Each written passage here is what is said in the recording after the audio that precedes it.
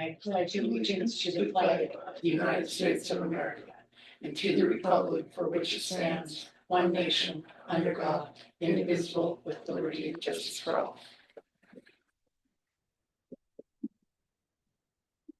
Good morning. Today is January 7th, 2025. Happy New Year. And our first agenda item is to select a commission chair for 2025. Is there a motion?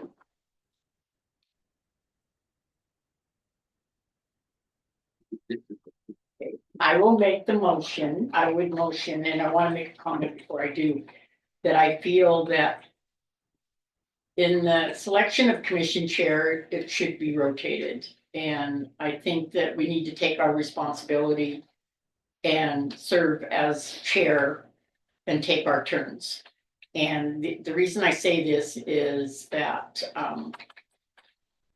this is my first year as chair, which is fine. And previously, Scott did 2 years in a row. And reason being, we won't go into that. But anyway, I just would like to make this something that we seriously consider everyone getting their turn. And I would not expect you to do it at all. So with that, I will make a motion to nominate Scott Adler for chair. Is there a second? I second it. Okay, is there any public comment?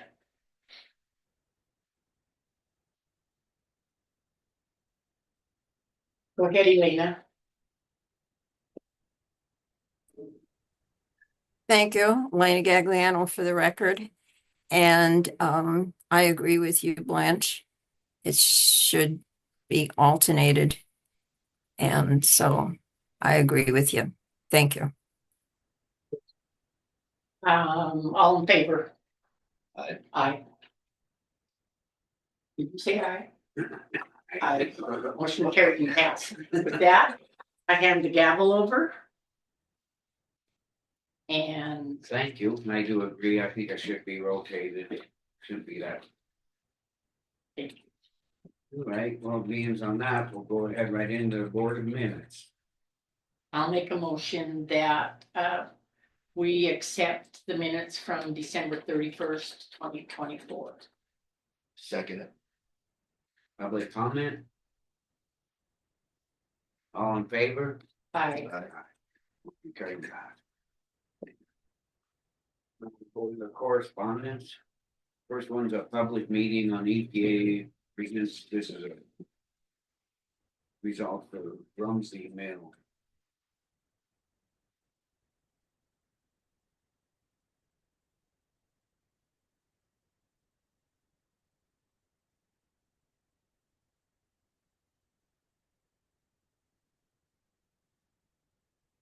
Giving us enough, they got a public meeting coming up on Rumsey there. So I see that it's January 16th and I cannot attend because I am going to a study commission meeting.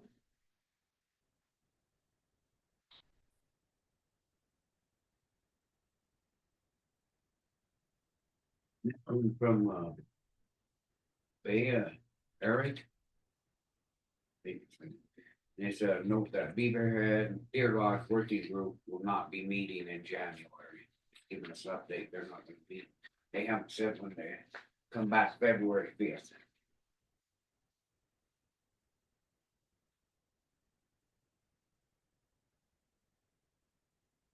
The other one's a public comment from Carol Decay on the CRO program acceptance. She's giving us her. She feels about it. And I do want to say that she did, reading this, she did a lot of research on it and I appreciate her input, and she did this after the fact that on the 31st it wasn't accepted. The resolution died. I'm just catching up here. Oh, it's for the home deal. Yeah. The next one's from Ashley Todd on Regards to saying the county courthouse hours of operations, you'd like to have it where they could have a lunch break. Changing the policy to ensure that all courthouse employees have an opportunity to take a lunch break. Treasurer's office currently have difficult time ensuring that we are properly staffed through lunch hour. So is she pretty much saying that they want to shut down 12 to 1? We went through this before, and I tell you, there's a lot of people that use their lunch hour that work other places that come up here. Yeah. So I don't know, I guess we have to maybe take it up, have her come in, sit down. Well, if I may, I think there is a statute that the treasurer's office is to remain open. And I'm not sure we'd have to confirm that with, Blaine, but historically, we did close at lunchtime, Right. historically, for I don't know how many years, as long as I can remember. And then it was changed in fairness to the public, and it's in the resolution that we do stay open during lunch, so. You can look at it maybe for like 11 to noon. They're still open on the lunch. Well, I think that possibly. I don't know, she's saying that she's not having experienced people doing lunchtime from the community. The way in the country took it, so. That's a They are scheduling all thing. pretty well experienced. I think they do a good job. Maybe if Yeah. you want to put her on the agenda for, have her come in and explain what she's trying to think she wants to do. Yeah. Put it on next week.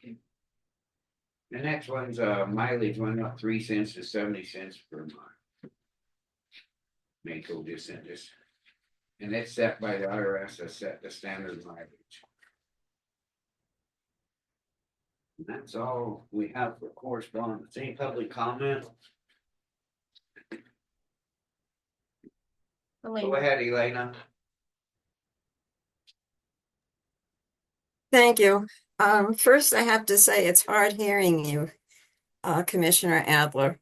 And it would be a lot easier also if the camera was focused on you.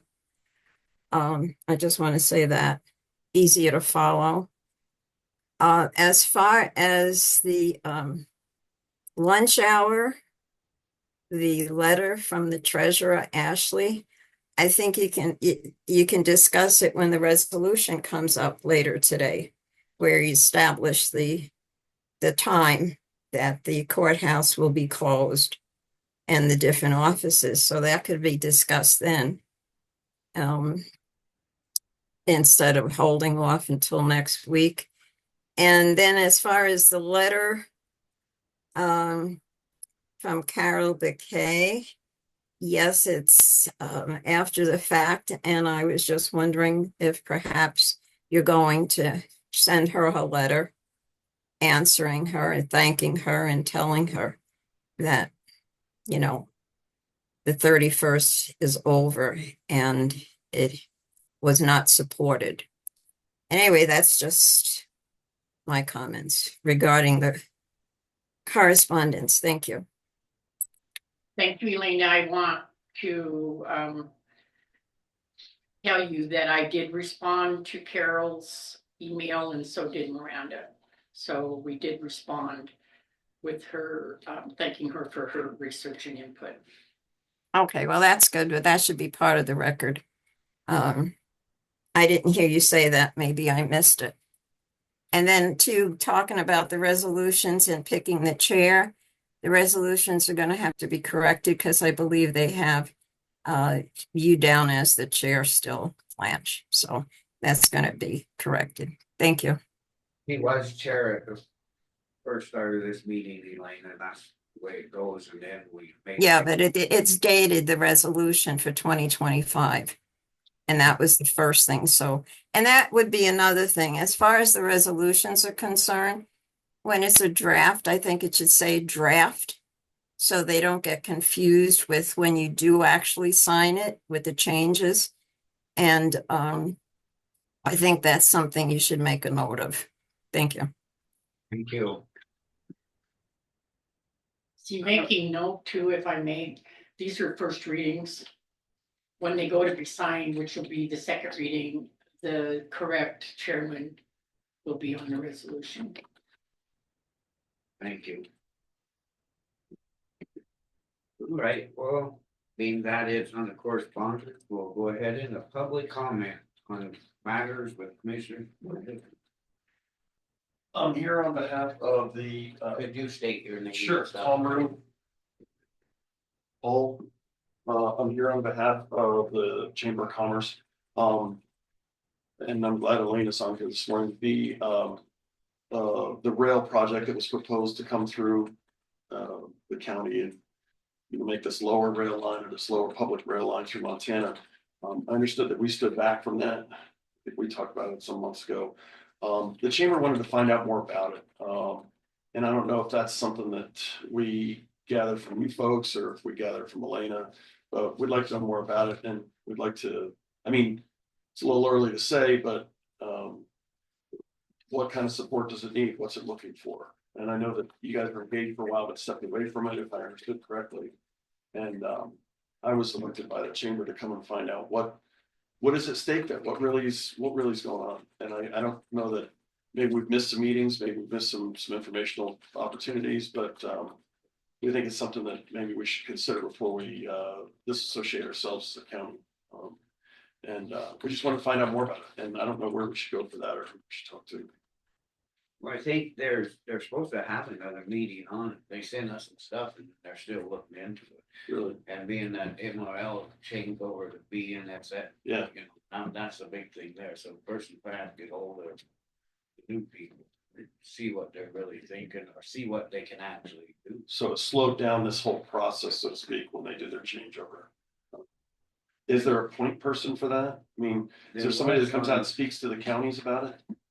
There was we had to pay, and people sent us that stuff on cameras. It was through BNSF, it was a new, Is there some sort of promotional guy there, some sort of public outreach guy?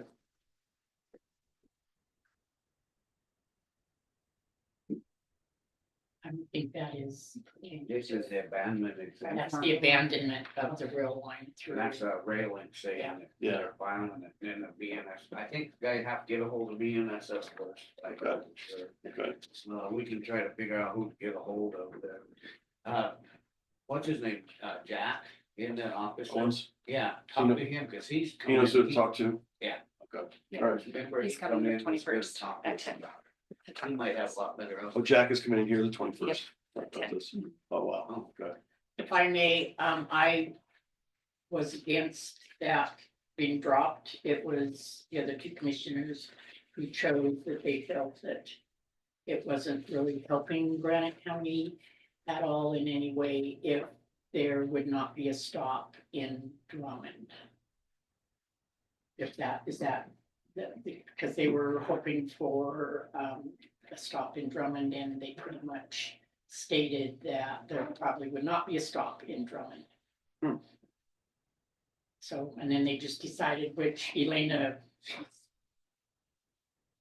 But are you talking about the trail coming over Nope. up here? I'm talking about what was going through, what was going down through, nothing up here. I mean, I'm aware that, that's on the docket or that's on the plans for Montana Railing, but no, I was talking more about the stuff through here. Because I know that, I mean, we feel that, I don't want to speak for I'm here for them, but we don't put out the natural resources that we used to, of course, in this county. And one of our best natural resources may be recreation or opportunities for people to come in and recreate here to come through and buy something. We've evolved on that a little bit. We wish we still had some of those resources going out the door on the rail or on the truck. But I hate to close the door. I hope we don't close the door on an opportunity when we don't understand what it might need just yet.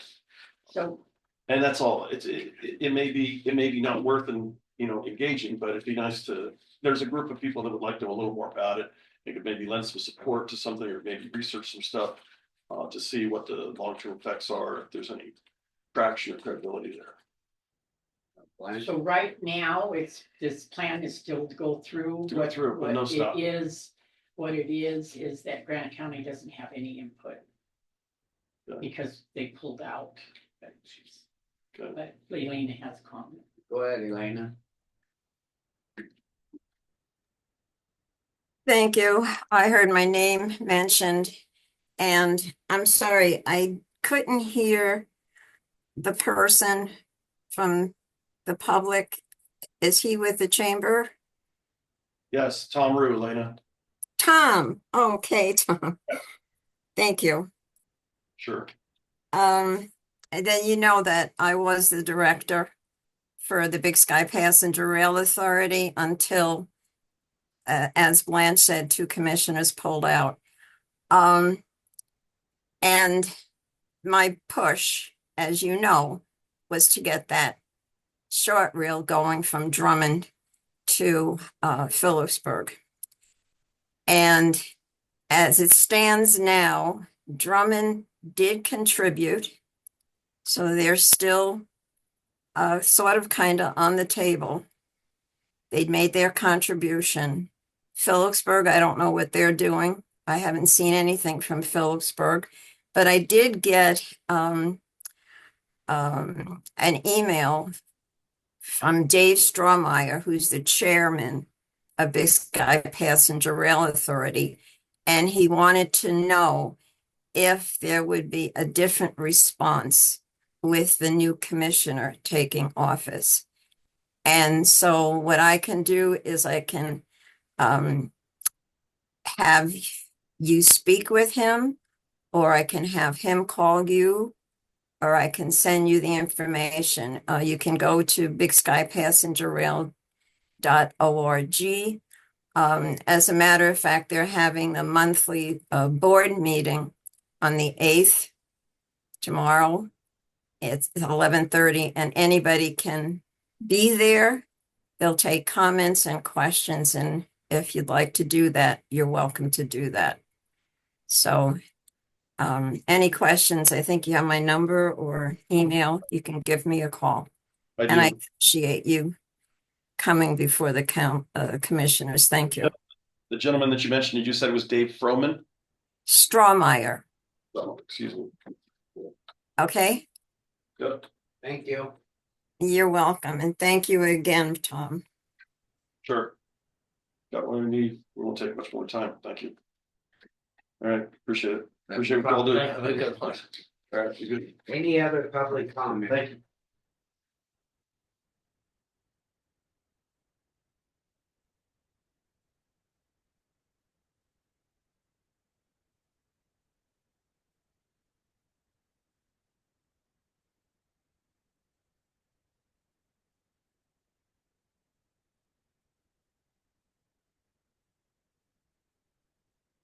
Elena? Thank you. I'm sorry. But I forgot to mention it before. On virtual, I'm sorry. I see that the chat is open, which I thank you for that. That's good to have the chat open. So thank you for that change. Appreciate that.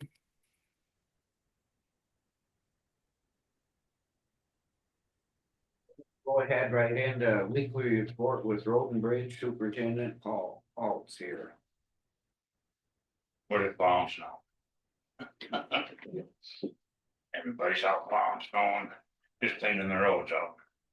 Spreading sand. That's about it. We did a bunch on Saturday at the George Sun Lake and cut a bunch, got a grader up there and cut a bunch of the road. Got that all taken care of. There was just lots of complaining. But I explained to them that they're union workers. They don't have to work on the weekends. They just do it out of their goodness of their heart, basically. And if some people call and start screaming and carrying on like that, it kind of makes you want to help. But anyway, they're all taken care of. But a little respect for those guys goes a long ways too. I brought it up like Saturday, like Brad, by like 4 o'clock in the morning. Yeah. Appreciate it. The people do too, it just, but when they're getting calls at 9 o'clock at night, expecting to come out, I'm not doing that. We did that once, we got ourselves in a hell of a bind. Cause nobody knows where they're at. Next thing you know, we wrecked the truck. Right. It's not good. Does the county have a data, or like time of service or whatever for like the roadways, kind of like the state does, like just drawn up where, like Highway 1, for example, is like a 12-hour maintenance deal, and then, but like the side roads are, like you get it once a day, cause it's all justified off of traffic flow. Is there anything like that for the county for roads, for like which ones you hit, or priority and whatnot? Our priority roads always are the bus routes. Yeah. It was that, they're the first ones we hit, no matter what. And then we go on to add what's the worst roads that are Right. needed to be done. The same as when we're blading in the summer. If we go to the worst, as they go, it doesn't really work very good for us to have we're gonna go to Georgetown Lake, just say. Maybe they don't have any issues, but Drummond's got all kinds of issues. Right. So we just that's how we do it, is by need. But our bus runs are done Yeah. first of all. Well, I just meant if there's something like on the webpage or something that the public could see, like what roads are priority and which ones, maybe take some of the complaint away. Like, this is our hours of operation. It's like from, 5 a.m. to, 5 o'clock at night or whatever. That's it. Yeah, I see the only thing with that is, a lot of times we'll have to come in, some guys come earlier just to make sure they'll be in there 4 Right. o'clock. And then the other guy comes at 6, but just to make sure there's certain people, what bus runs they have. Yeah. So we try to get that done, and then the other guy comes in, either from 6 to 4, then. Yeah. Just the other guy gets off at 2, which we've done that. But with that being said, it sure as heck wouldn't hurt putting something in the website saying that our rule of operation, Yeah. most commonly are from 6 to 4. But there are some exceptions made, and that the bus runs are the first to be hit. We could certainly put something like that, and then if a guy's out at 4 in the morning, Very So good be it. idea, Very very good idea. but then they could at least have something to look at. Might take away some of the complaining.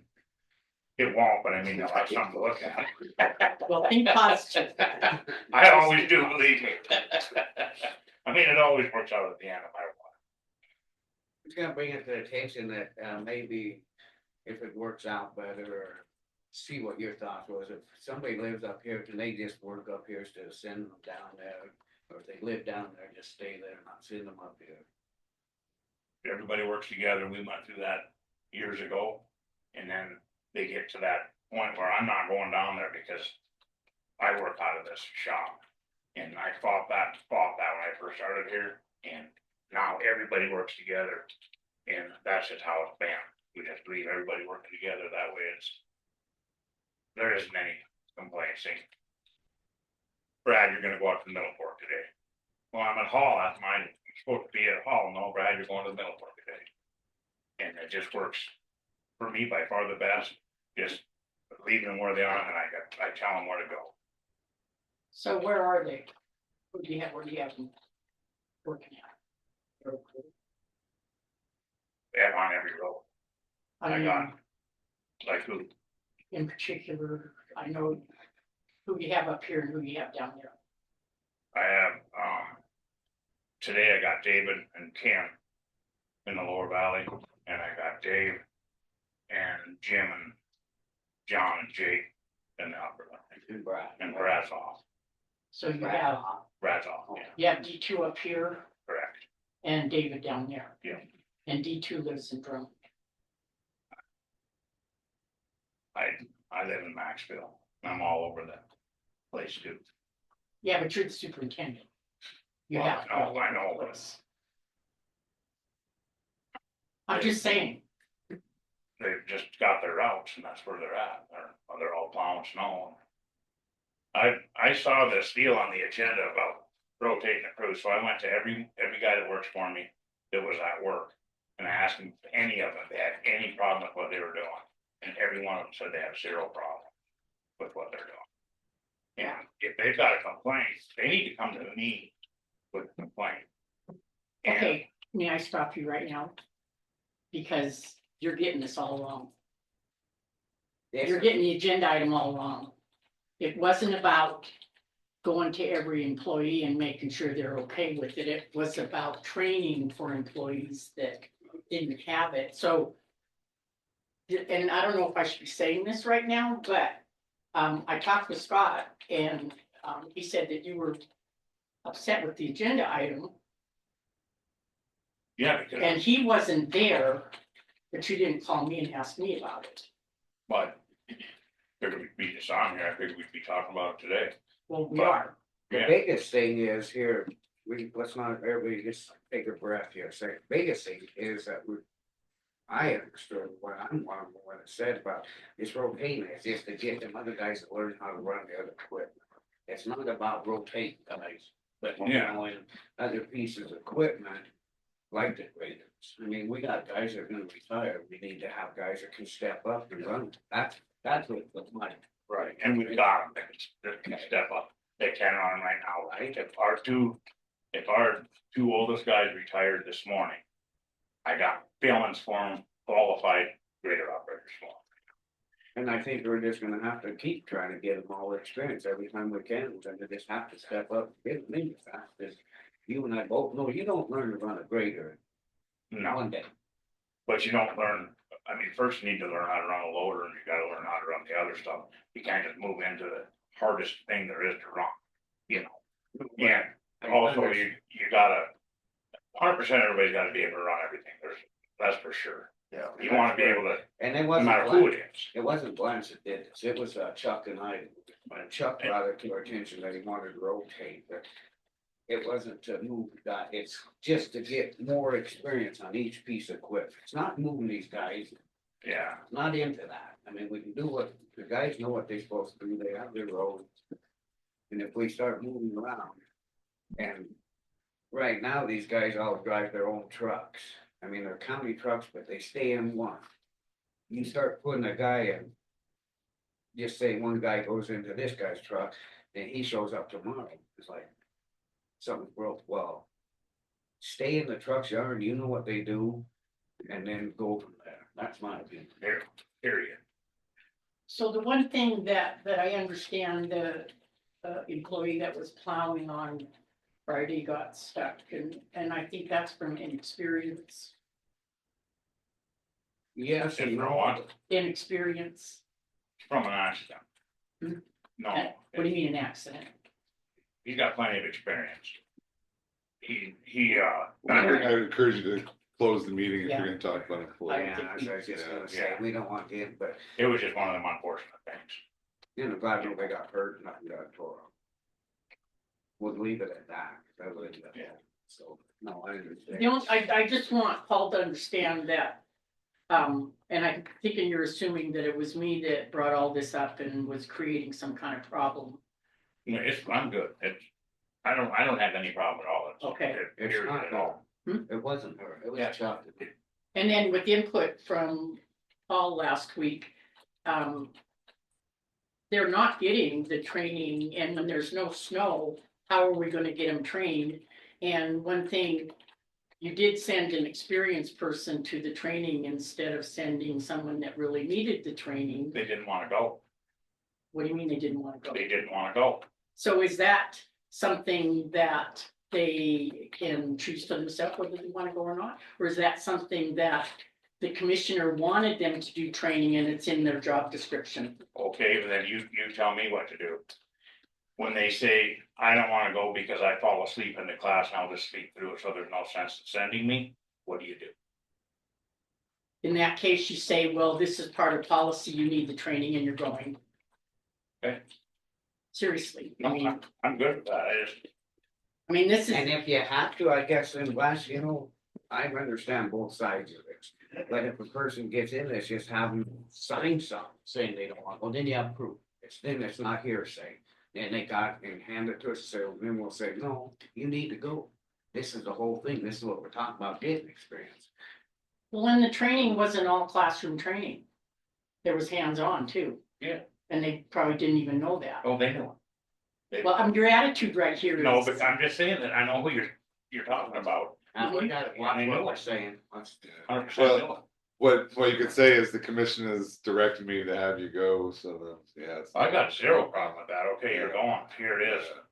Well, I thought that was the understanding that the policy was to get the greenhorns in there training and they would train. And that was county policy and that's what we wanted. And it wasn't a voluntary, Yeah, we've always did it voluntary, but if you guys want to change it so it's mandatory, it needs to I'm be all, changed.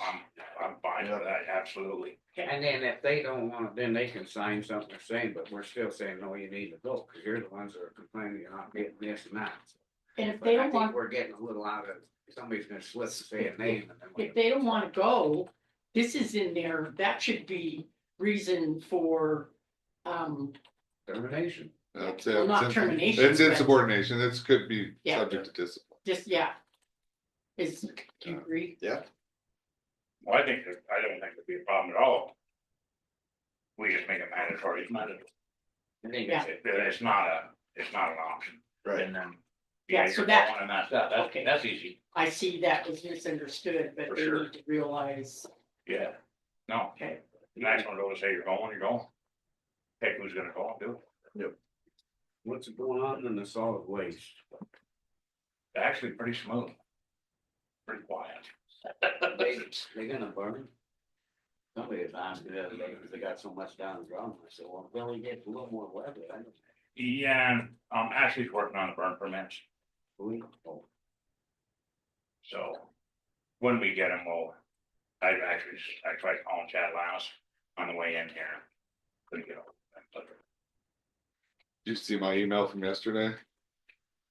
So it brought up the issue where there's some people have assessed different units than they actually, or they're set by policy, because they're actually using more. But you guys already have in your policy that there's gotta be an agreement if you're gonna be assessing different, so I drafted up a little, a little agreement, and I think that. Yeah, you're gonna have a working meeting, but I think that the policy's good as is, we just need to. Update it a little bit. But no, I just need to work it out with folks that have like, there's some that like Ranch Rockford, for example, that use more than. So this has to be worked out with them. I think it's working pretty good. I think, you know, the way it's going, the way Yeah. we got it set up, just stay through it. so did, I don't know if this is. The commission wants a couple employees to come in next week, Okay. is this, We better close. and they're on the we road better- crew? We better close it. Yeah, well, you can add, it's, I would I put, mean, I put on the agenda closed, but then when they come in, you can say you can waive your right to privacy and open it Well, up. we just wanna inform unless, does he need to be informed He during a needs, public meeting that we're gonna ask for. 2 members to come in and visit with the commission. maybe we better shut this down for a little bit, and then we can explain what we're. Yeah. We go close this for, cause this is a personal.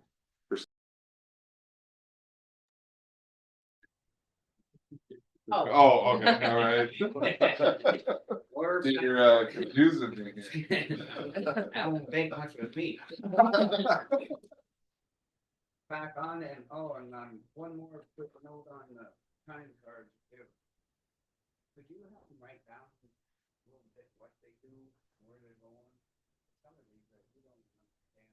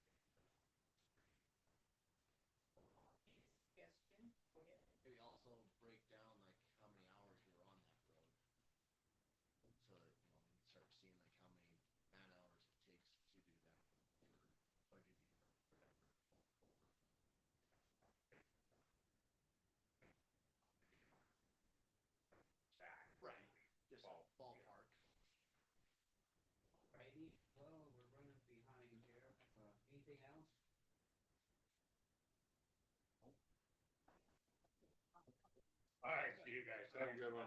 You too. All right, we'll go into the dam tenders report.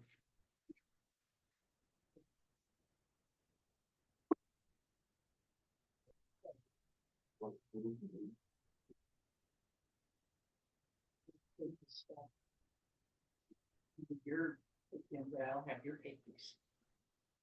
You can have those papers.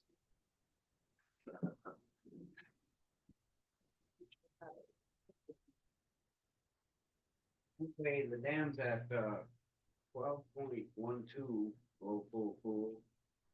6428.49. So we gained another inch. I think a person should probably go to 10. That's my, yeah, that'd be my motion to go to 10, yeah, 6. What's the recip supposed to be here? We're supposed to get more weather. Yeah.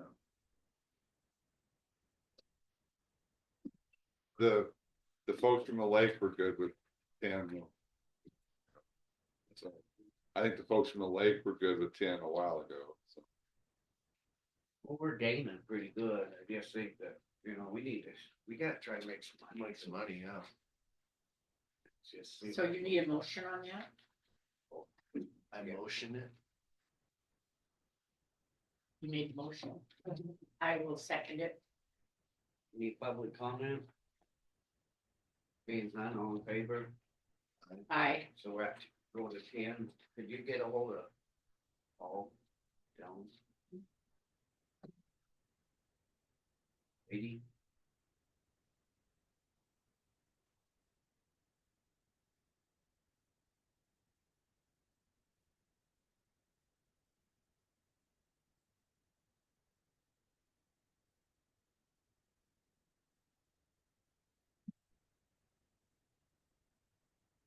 That's hot back up. What's that? Be open bids at 10? Yeah. So, Not 11. 11. Okay. Yeah, cause we got a first, initial 12 feet calls for. Yeah, 40 to death. Good, man. All right, see ya. oh, sorry. Oh,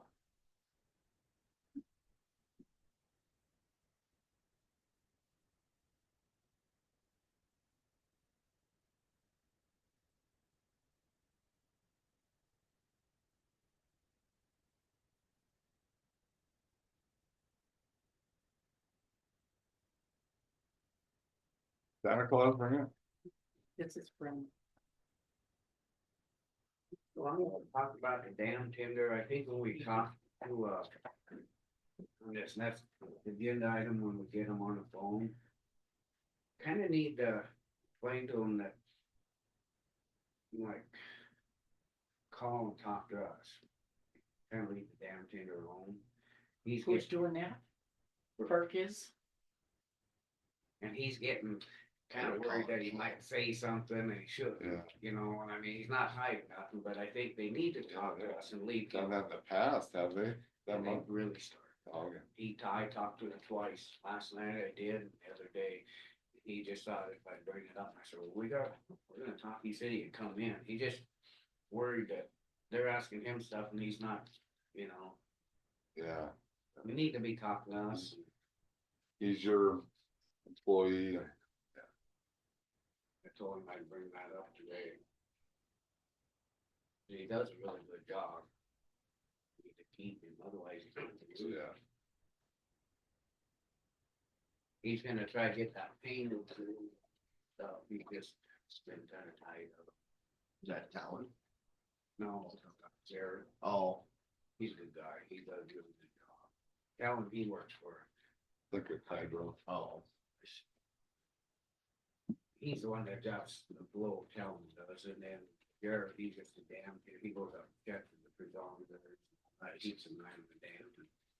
So We he's, still haven't got our signs yet. They were supposed to be, they could have ordered in August or July. We still haven't done.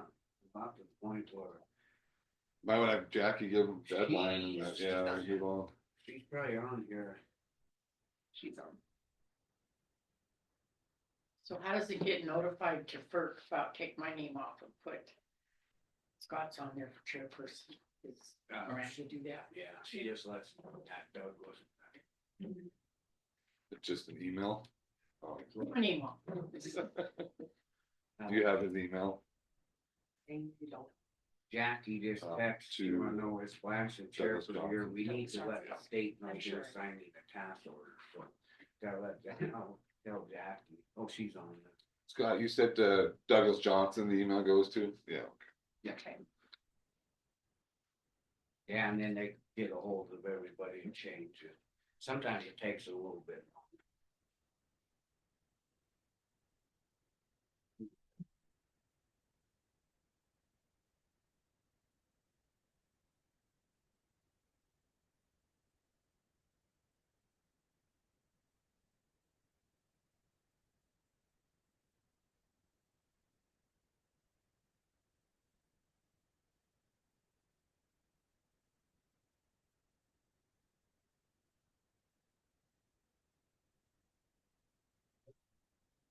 She's on here.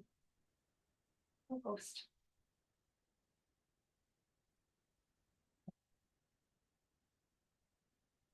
They calling us, or calling us, and we have to call in.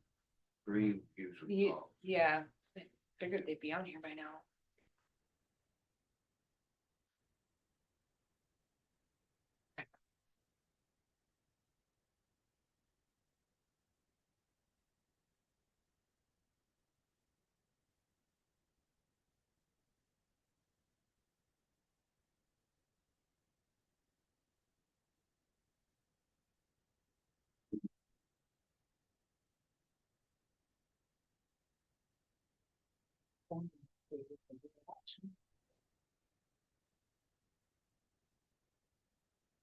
I gave him.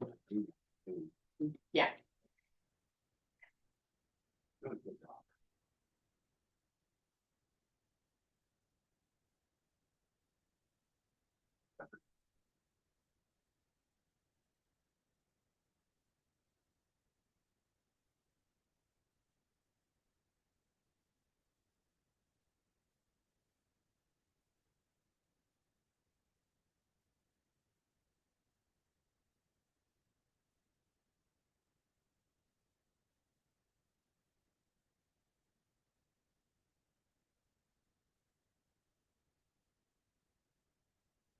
Had about 5 minutes.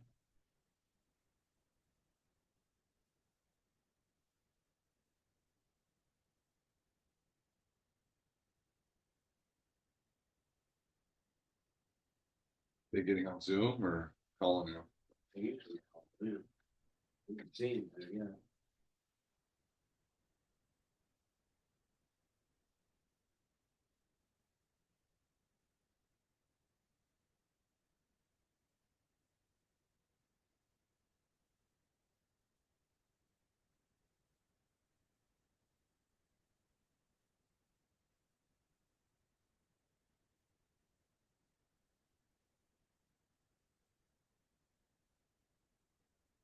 They did a game. You know, it's glad they, yeah, made it a game. But, Who won? North Dakota State beat the Bobcats 35, 32. 32. 35-32. But it was 21-3 at halftime, so Bobcats It came was a back. pretty good Yeah, comeback. it was, Just They couldn't would have quite just do it. come out a little better in the first half. It's yeah. two turnovers.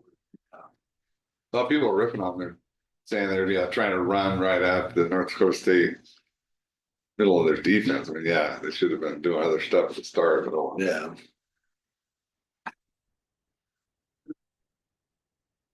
Tommy Malone got the Walter Payton. No. Yeah, I see that. Yeah.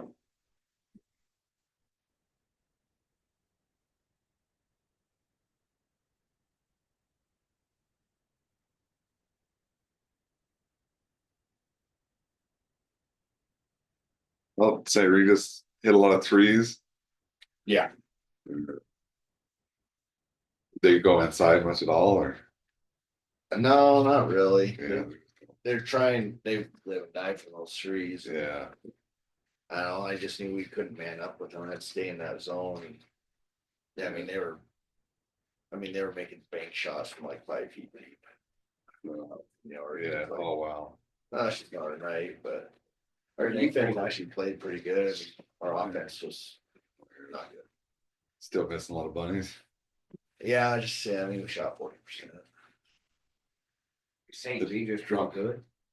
Yeah, I'd say They beat they're the Lincoln, best. so they're the team I to think beat. they're the one in the conference, yeah. They're really good about moving the ball around. So, You see, the- Drummond got their win by Yeah. Charlotte. beat Charlotte by 18. Drummond girls couldn't make a bunny either. It Really? was like probably 20 plus just right under the basket. And it's, yeah, they get that down, they'll be all right. Eric Green finally is, he's on there now.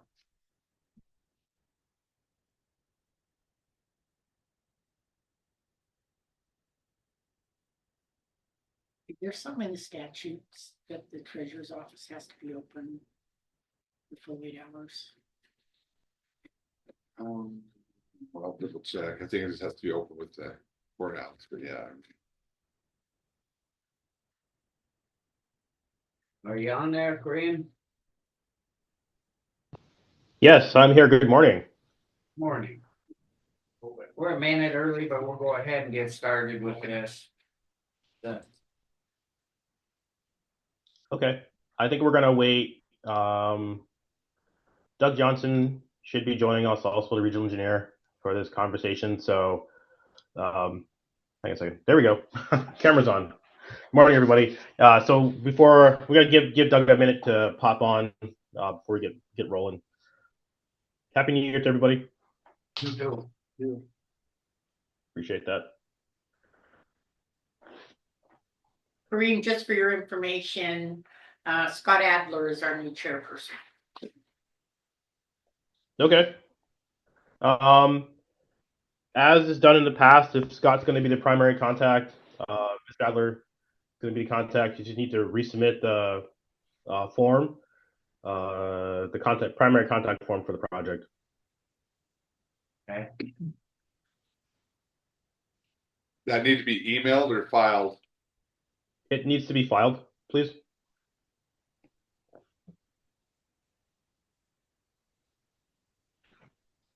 think we got everybody.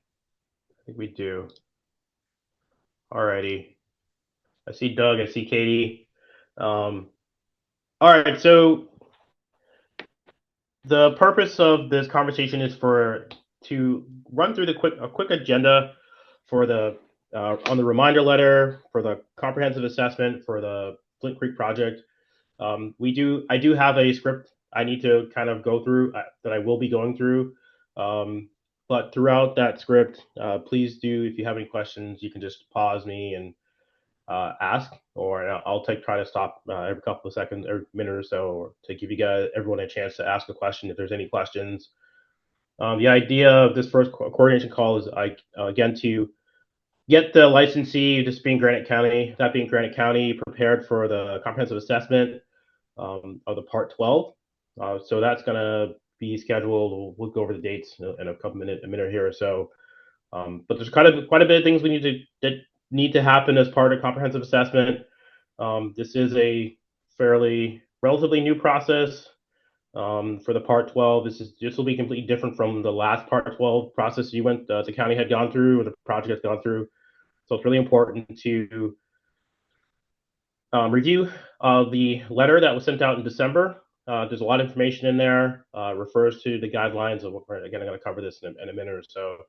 But there's quite a bit of new things that need to happen. And so it's really important that to make it a successful process, to prepare early, as early as you can, get things in place as early as you can, and move things forward as reasonably as possible. So with that, I'm going to turn the camera off and start reading through the script. But again, if there's any questions as I'm proceeding, just please go ahead and just pause me for a second, just interrupt me, and I'll try the best I can, do the best we can to answer your questions. And again, Doug Johnson's on this phone call. So Doug Johnson's the regional engineer for the Portland office. Katie, yep, Doug, and Katie Clarkson's also on. Katie Clarkson's my branch chief, listening in. So anything questions that the county may have, the Granite County Commissioners may have, it's a great opportunity to ask those questions while we have Doug and Katie on the call. All right. Doug, anything you want to add to that before I get going? No, I think we can jump in, and if the commissioners have a question, we can pause as needed. Okay. Liam, if I may just say hello real quick. I'm Jonathan Weaver with Great West representing Jeremiah. He's unable to be with us this morning. So. Oh, okay. Okay. Well, thanks, Jonathan. Yeah, thanks. All right. Close this stuff out. All right. So again, the purpose of this call is to provide general information about the process, the CA process, answering questions to help Granite County scope contracting documents and ensure that the county, the licensee knows expectations for the Part 12D report. So just regulations, the 18 CFR Part 12 Subpart D establishes our Part 12D program for review, inspection, and assessment by independent consultants. A full copy of regulations is available on ecfr.gov. In the event of future revisions, you can click through the timeline and view the sidebar for the April 2022 version that applies to the Part 12D inspection. Again, it's ecfr.gov. It's where you can find information about the Part 12 process.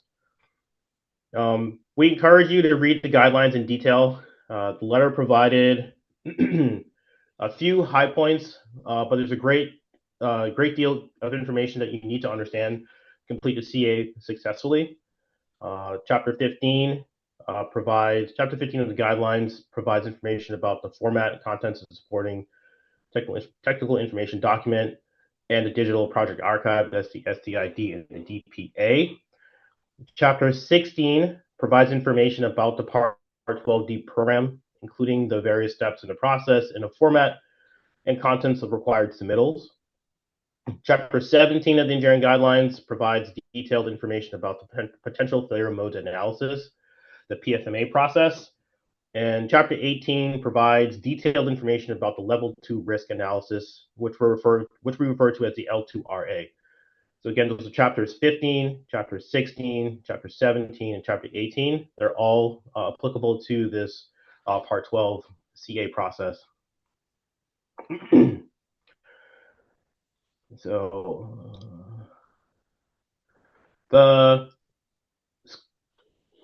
scope of inspection, this Part 12D inspection will be a comprehensive assessment. The scope of the CA includes everything listed in 18 CFR 12.37. Including a field inspection, a PFMA, and L2RA. We'll cover some of the major components momentarily. Let's see. So before we get down into that, any questions that anybody has before we move forward? Nope. All right. So some overview of changes of the Part 12 inspection, Part 12D inspections. The IC team must review all relevant reports so they fully understand the project before the inspection. The pre-inspection preparation report, which we refer to as the PIPR, the PIPR, is a new work product that the IC team must complete. The PIPR, the PIPR, demonstrates whether the IC team is adequately prepared to perform the inspection. The licensee is responsible for providing the IC team with all information they require to fulfill the responsibilities. And we encourage you to refer to Chapter 16, Section 6.2 of Chapter 16, Section 16.6.2 of the guidelines for additional details. So again, there is a new work product. We refer to it as the PIPR, the pre-inspection preparation report, and it must be prepared ahead of time. Specific evaluation design basis construction analysis studies of record. Refer to Chapter 16, Section 16.6.3 and 16.6.4 of the guidelines. Licensee should ensure that the proposed IC team has experience with design, construction practices, and analysis methods. For their types of project features, the IC team is expected to review and evaluate the actual source documents, not just previous summaries of documents. It's really important. Lessons learned from previous major incidences illustrate the importance of reviewing the source documents. We typically refer to the Wanapum Dam spillway failure in 2014, where a calculation error during original design wasn't caught in multiple rounds of Part 12 inspections, and the Oroville Dam spillway in 2017. The quality of the roadability of the spillway foundation was misunderstood through multiple rounds of the Part 12D inspection. So again, it's really important. The proposed IC team has experience with design construction practices, analysis methods of their project types, and it's expected to review and evaluate the actual source documents, not just previous summaries of documents. So it's really important for that one. Design basis and construction. So again, chapter 16, 6.3, the guidelines. The IC team must evaluate the design basis and construction practices, compare them to the modern approach, and evaluate specific questions that are included in chapter 16. For example, is the feature consistent with current design and construction practice? If there are any variations from current practice, do they compromise the structure and present a risk of failure or unsatisfactory performance? If there's not enough information available to make those judgments, it is the potential risk sufficient to justify a study or evaluation. So again, some critical questions that need to be the IC team needs to ask. Again, this is all covered in the guidelines. So in chapter 16, again, this is really important to have those, make sure you review those ahead of time. Review of previous analyses. So again, refer to chapter 16, section 16, 6.4, the guidelines, and 18 CFR 12.38. The IC team has to evaluate the accuracy, relevance, and consistency with the current state of practice. The IC team may have to perform independent calculations in order to justify their conclusions. This will depend on the type of analysis, changes to the practice since the analysis was completed, the IC team's findings, etc. So inspection, observations, review of instrumentation data, surveillance reports. So refer to chapter 16, section 16.67 of the guidelines for information related to that. And before I keep going on, any questions so far? Cover a lot in there. You really want to know? It's a lot. There's a lot in there. There's too much in here. It's light reading. Yeah, it's light reading, exactly. Yeah. But I mean, there is a lot. There is no expectation that you'd memorize all these today. The expectation is that you will take some time to review the guidelines, chapter 16, to get familiar with what's required. And if there's any questions as you're moving this process forward, contact the region. We'll do the best we can to try to address any questions that you have.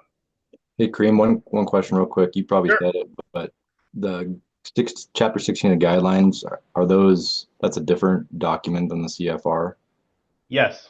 So thanks. That's a great question. The guidelines are located on FERC's website. So if you go to FERC.gov, FERC.gov, and you go to, I think it's under hydro dam safety. I believe it's on dam safety. The guidelines can be found there. Yeah.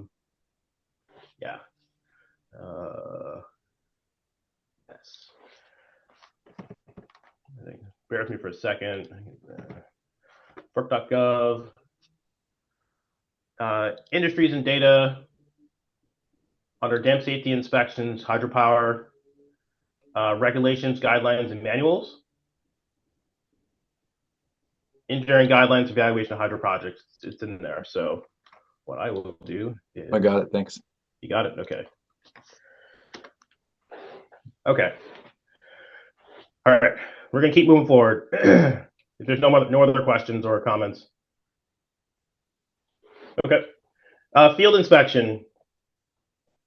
The IC must inspect all project features, including the spillway, the embankments, the upstream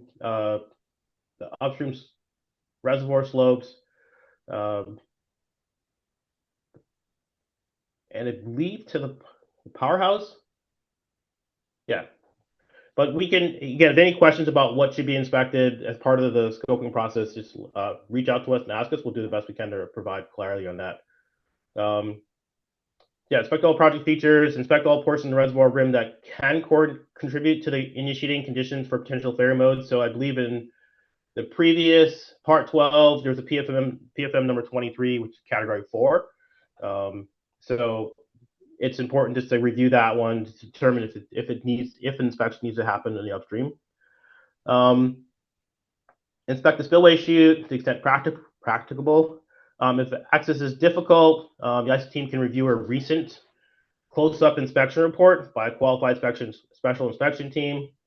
And then inspect typically inaccessible features. So I think the project is fairly accessible, but not from my memory serves me correctly.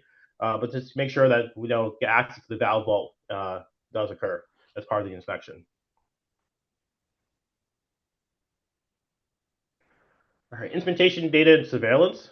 Ensure the IC team has adequate background and analysis of instrumented monitoring data. The IC team must critically review instrumentation data and surveillance reports, describe the expected behavior of instruments, explain the actual behavior with respect to environmental conditions and other factors, provide data analysis to support their conclusions, and describe what the data mean for performance of the project features. Excuse me. Incorporation by reference. The previous regulations permitted the IC to incorporate the evaluations and conclusions of previous Part 12D reports, provided the conditions, assumptions, and available information had not changed. This is not permitted by the revised regulations. The IC team must document their conclusions and provide sufficient documentation of their rationale. Each Part 12 report must stand on its own. So incorporation by reference is no longer accepted. That's extremely important. So it's really important the IC team make independent reviews of previous reports and analyses that were completed. PFMA and L2RA process against its potential failure mode analysis process and the level 2 risk analysis procedures. Refer to and discuss the bullet list under PFMA and L2RA headings. So we're going to ask you to refer back to the letter that was issued, the reminder letter that was issued on December 3rd, 2024. So in that letter, there are 2 lists, one for potential failure mode analysis and a second for level 2 risk analysis, L2RA. It's important that you independently review that information and understand what the requirements are for the PFMA and L2RA. Again, this was the letter that was issued on December 3rd, 2024 to the Granite County Commissioners. It will cover all the information you need, cover most of the information you need to know for the PFMA and L2RA process. And as a reminder, there are requirements to perform seismic loading, hydraulic loading, and consequence estimate studies as part of the information needed to conduct the L2RA. So please refer to Chapter 18, Section 18.4 of the guidelines, which will overview the level 2 risk estimating process. I'll pause there for a second. Again, a lot of information. Any questions at the moment, we can try to answer.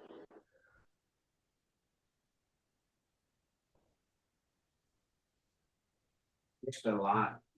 It's a lot. It is a lot. How come they're changing so much of this?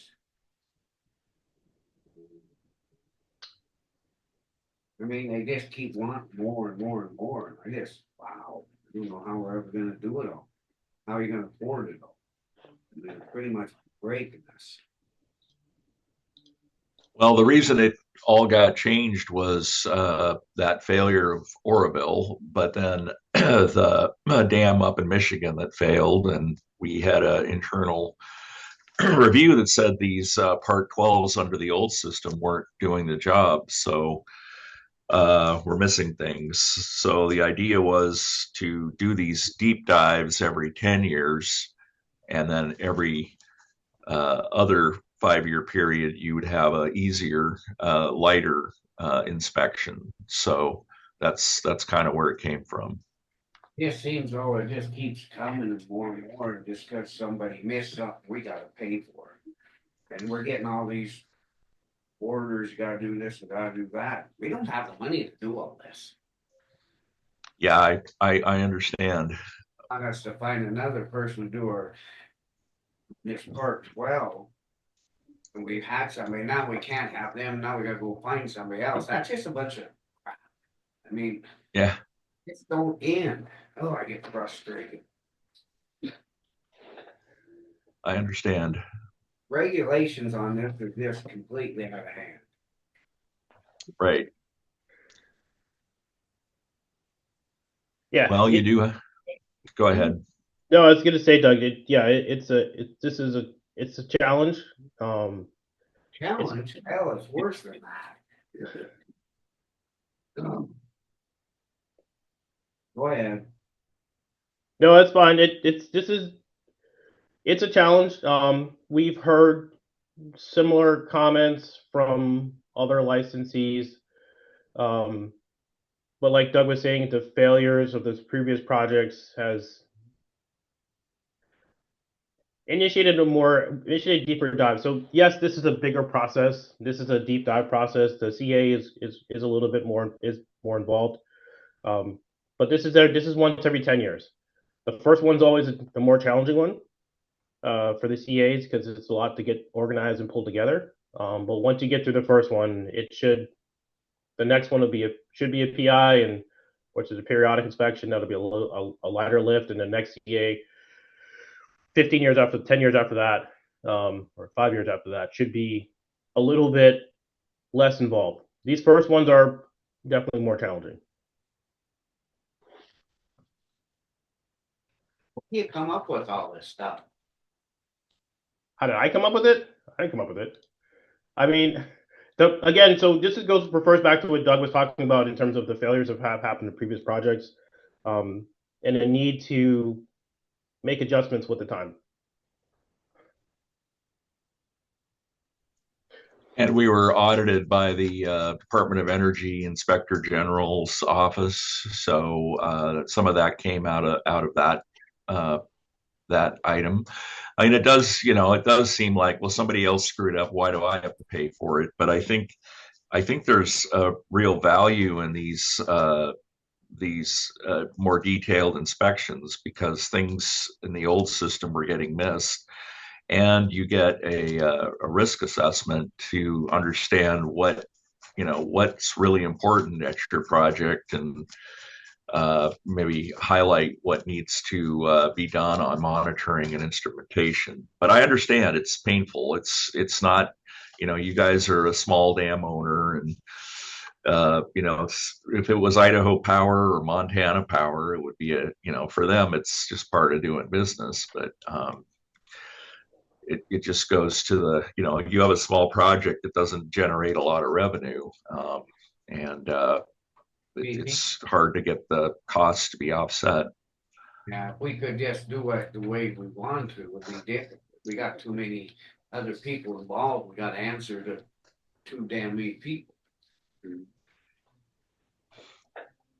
Yeah, well, I mean, you can always decommission or not decommission, but surrender the hydro part of the project, and then we'd be out of your hair. There you go. I tell you what, I may be getting an eye there. Good response. Yeah, All right, so we're gonna always an option. Yeah, we're gonna keep rolling forward because we got a little bit more to get through. Doug, I do appreciate the feedback and the help and the comments in there. So, but yeah, you keep asking questions. We do encourage the commissioners to ask questions throughout the process to help make this a little bit more, hopefully a little easier to get through. Kind of walk through. We're here to answer your questions, so don't hesitate to reach out, and we'll do the best we can. Okay, so moving forward, licensee's role. The responsibilities of the licensee. So internal process says to scope the Part 12 inspection. Licensees have different scoping bidding processes for Part 12 inspections. It's really important that you properly scope the work to include everything required by the regulations and guidelines, and to please understand that the previous scope documents are probably not appropriate for the new requirements. So your previous scoping for the Part 12 that was done in 2021, I believe it was, or 2022, that scope may no longer be appropriate. Again, please refer back to the December 3rd, 2024 letter that has a list of deliverables. It's extremely important to take a look at that. and again, just a reminder, you got the licensee is responsible for ensuring the IC's team work products meet the requirements before submitting them to FERC. So it's extremely important you do take a look and review those. Review anything that's prepared and submitted before it gets submitted to us. Okay, so prepare and submit the Part 12D inspection plan and IC team proposal. This needs to be submitted at least 180 days in advance of the inspection or PFMA L2RA, whichever is first. So again, please refer Chapter 16 guidelines for the format and contents of the Part 12D inspection plan, IC team proposal, and the restrictions on who can serve as IC or supporting team member. The schedule, there is a schedule listed provided in Chapter 16 of the guidelines. So please refer to that also. I believe that schedule is also in the reminder letter that was sent out in December 2024. So again, just keep that schedule in mind. Provide required information documentation to the IC team. So it's the responsibility of the licensee to do that. So Chapter 15 is a helpful guide for information to provide the IC team in advance. Everything listed as something to summarize in the STID and or in the DPA, that's the supporting technical information document, and the digital project archive should be provided to the IC team. The licensee, so Granite County is responsible for coordinating logistics. We will discuss specifics during the second coordination call. So there will be a second coordination call at some point. Again, refer to the schedule in Chapter 16 for that, which will take place shortly after the approval of the Part 12D inspection plan. So your plan needs to get submitted to us. We need to review it. It will go to HQ headquarters, and we will comment on it. But the licensee has to arrange the inspection and provide a facility system to perform the PFMA L2RA.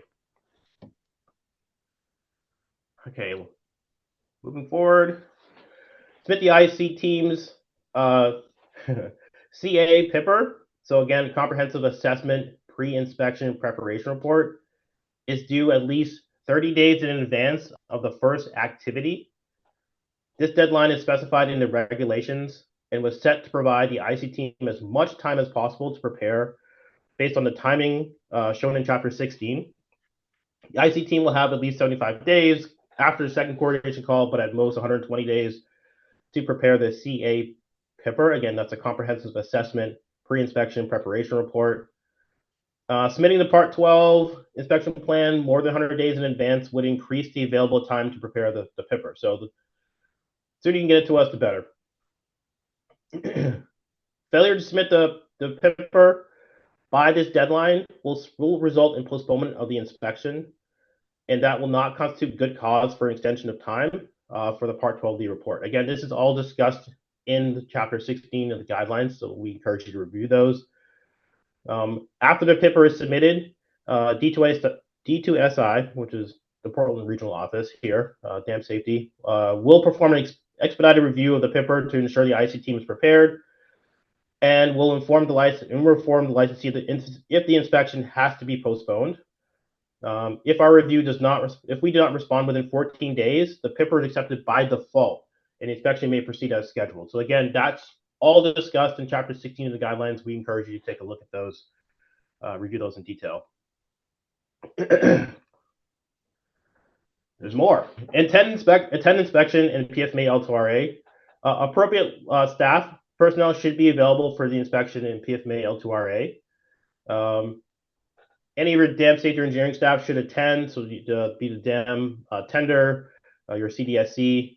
The tender will be expected to discuss their role in the EAP and test operate gates if necessary, so they'll be part of the valve vault, as we typically do during the dam safety inspections, the annual dam safety inspections. Instrumentation readings will be taken, perform routine surveillance. Should be done during the CEA. We will need to know the field inspection activities in advance, including any personal protective equipment required, so we can send the appropriate staff properly equipped to participate. More, and there's more. Submit IC Team's CAR to FERC. So this is the comprehensive assessment report. This is the final report prepared by your IC team. Licensee is required to submit the Part 12 comprehensive assessment report by the due date, and the due date for this project is currently January 1st, 2027. Again, January 1st, 2027. 2027 is the date of the CAR due. And we encourage you to review it in advance to ensure that it meets the Commission's regulation guidelines before submittal. That we will have a CA after the report is submitted. A review meeting will take place within 60 days following submittal of the CAR. So, and then we encourage the licensee to schedule it within 30 to 45 day range for a couple of reasons. So that allows staff time to review, 30 days to complete our preliminary review of the report, develop any questions for the IC team. And 2, we recommend leaving at least 2 weeks so the licensee can revise the plan and schedule if necessary based on discussions. Again, all discussed in Chapter 16 in detail. We do encourage you to take a look at those for the process of submitting the CAR, which is a comprehensive assessment report, the follow-up meeting that needs to happen within 60 days of that. So it's important to kind of review those guidelines pretty closely and ask questions if you have any. Corrective measures. Licensee must review the IC team's recommendations, develop a plan and schedule to address the recommendations, and submit that to FERC within 60 days of submittal of the Part 12D Comprehensive Assessment Report. Again, so please review Chapter 16, Section 16.7 of the guidelines for guidance on preparing a plan and schedule, including how to justify alternatives, including taking no action to the IC team's recommendations. So in particular, please note the licensee is required to submit an annual status report until all recommendations are complete. So that's another part of the regulations that's important to understand. So again, so Chapter 16 of the engineering guidelines, we do encourage you to review those in great detail. Before I finish off, is any other questions at the moment, comments you want to try to address before we keep pushing forward? A lot covered in there. Kareem, Sure. I know this is kind of a new process, but Yeah. I was just reviewing the guidelines here, and there's a section on waivers from the 10-year CA requirement, which says they may be considered depending on hazard potential risk. What sort of instances would FERC consider waiving the requirement for a 10-year CA? It's probably only for low hazard projects that fall under the Part 12. High hazard would be a pretty tough justification, but I mean, it certainly could be attempted. It's not, ultimately, it's the head of dam safety, Dave Kapka. He would be the one making the decision on that. So we did have a couple of dams up in Alaska that were part of another project that were low hazard, even though they met the height and storage requirement, and they did go ahead and exempt those. But it'd be really tough to accept a high hazard dam. Yeah. Okay. Thank you. Okay. Thanks, Doug. All right. Project specific discussions. outstanding issues and concerns. I believe we've got most of this. The DSHA was accepted for the project recently, so that was in by a letter dated April 18th, 2024. So the DSHA is a deterministic seismic hazard assessment. So I believe that is up to date. It should be, again, as part of the CA process, it should be reviewed by your IC team. We do have the revision to the PMF report, so that's a probable maximum flood report. That was received March of 2023. That's currently under review in terms of the revision. I believe there were some comments we asked Granite County to incorporate, or their consultant to incorporate. We do have that. It's under final review. Hopefully we should get that turned around pretty soon. Again, that should be reviewed as part of the CA process. Jeremiah and I have been talking about the survey monitoring instrumentation that Great West has been doing in terms of the CP2 to CP5. So there's some work that's currently being done to investigate those. Again, that should be part of the reviews of the CA. The outlet works. We know there's a plan to investigate that some more. I believe there's to do some work with those.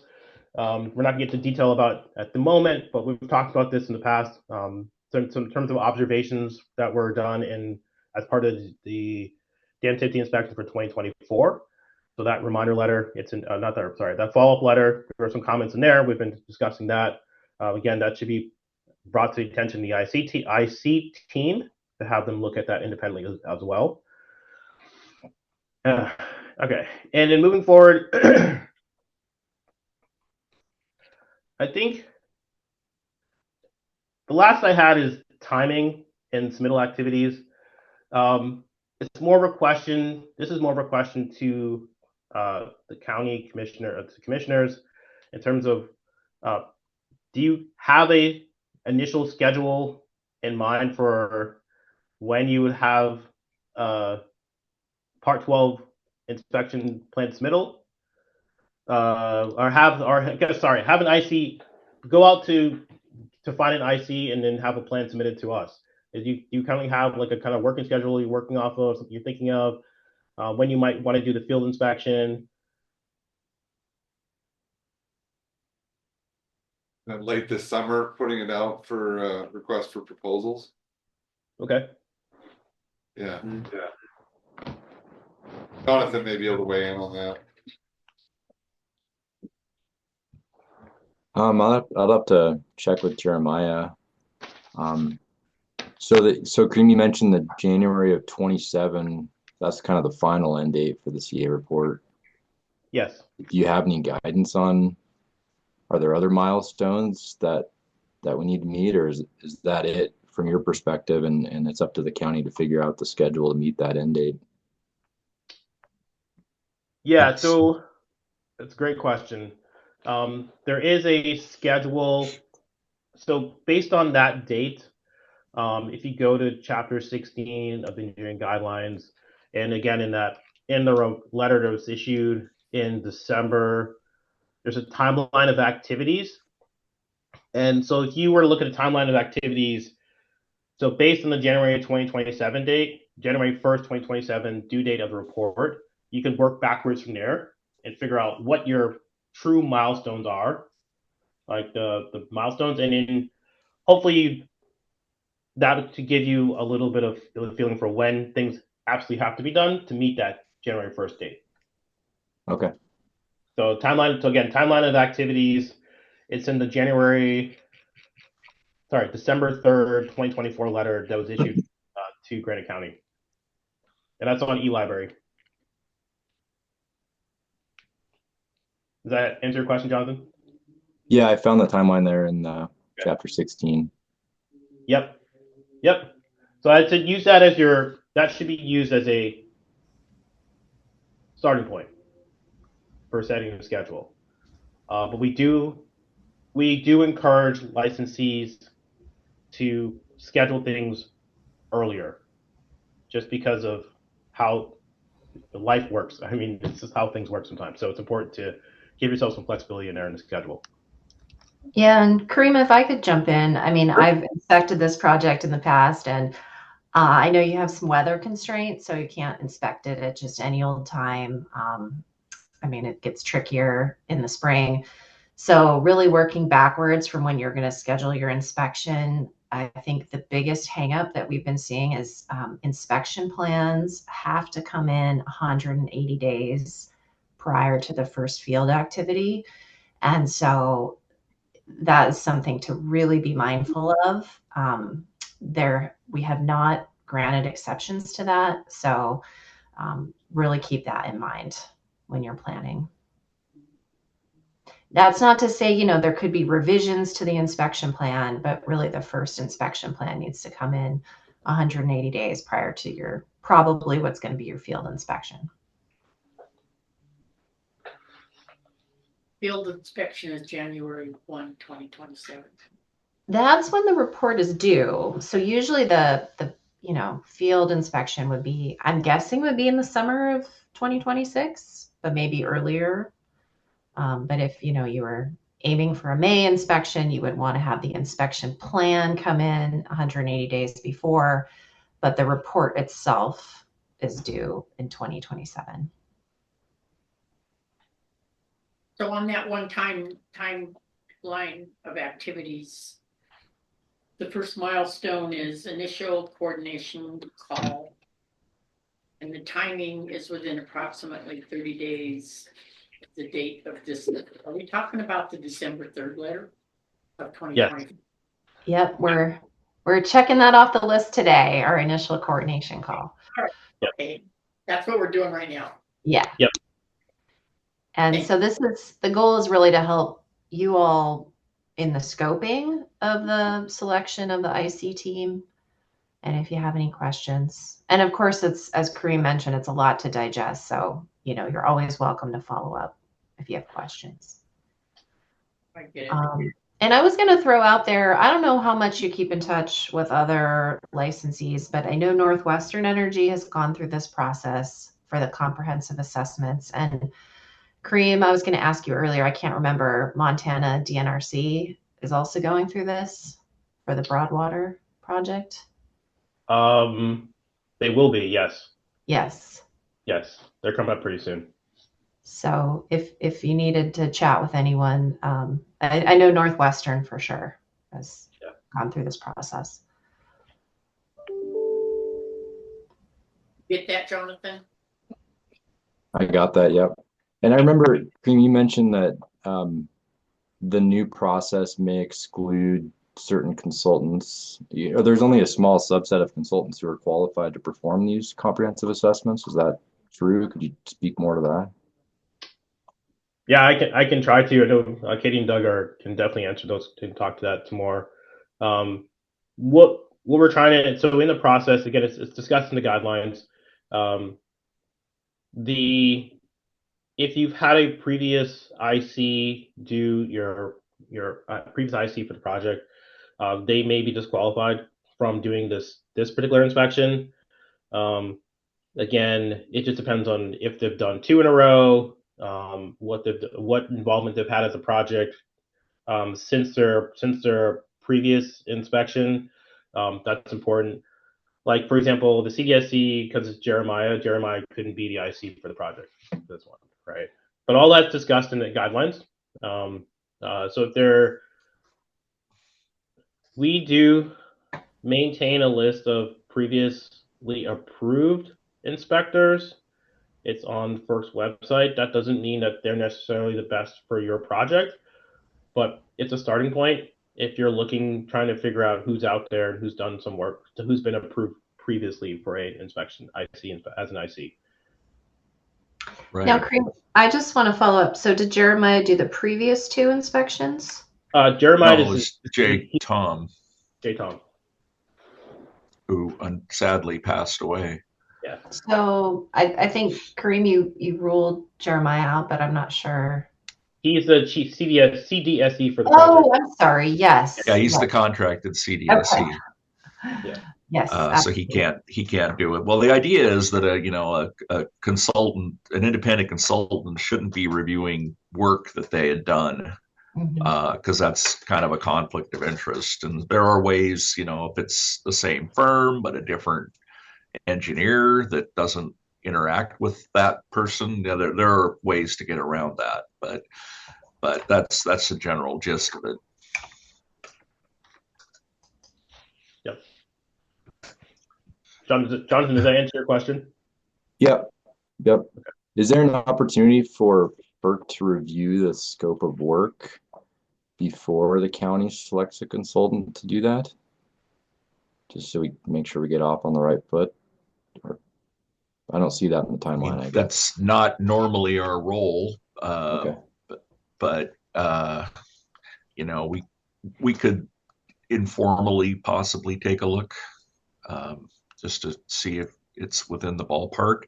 My suggestion, though, would be to talk to Boyd Burnett at Northwestern Energy, or I don't know, Dave Loftus. David Loftus, yeah, at DNRC. They might be able to give you an idea.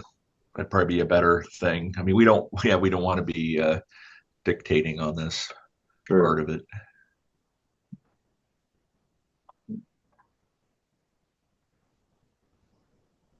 Okay. Any other questions at the moment? So I've gone through my script. There's a lot of information that I've covered in the last half hour or so, 45 minutes. Again, please review the guidelines, 16, 17, 18, or sorry, 15, 16, 17, 18 of the guidelines. They're on FERC's website. I dropped a link in the chat, so they're available there. ecfr.gov for 18 CFR. Please review 18 CFR for information about the process. And again, if there's any questions that come out of this, or follow-up questions, I do encourage the county commissioners to contact the regional office here. We'll do the best we can to provide information, as much information as we can, to make this process move forward as reasonably smooth as possible.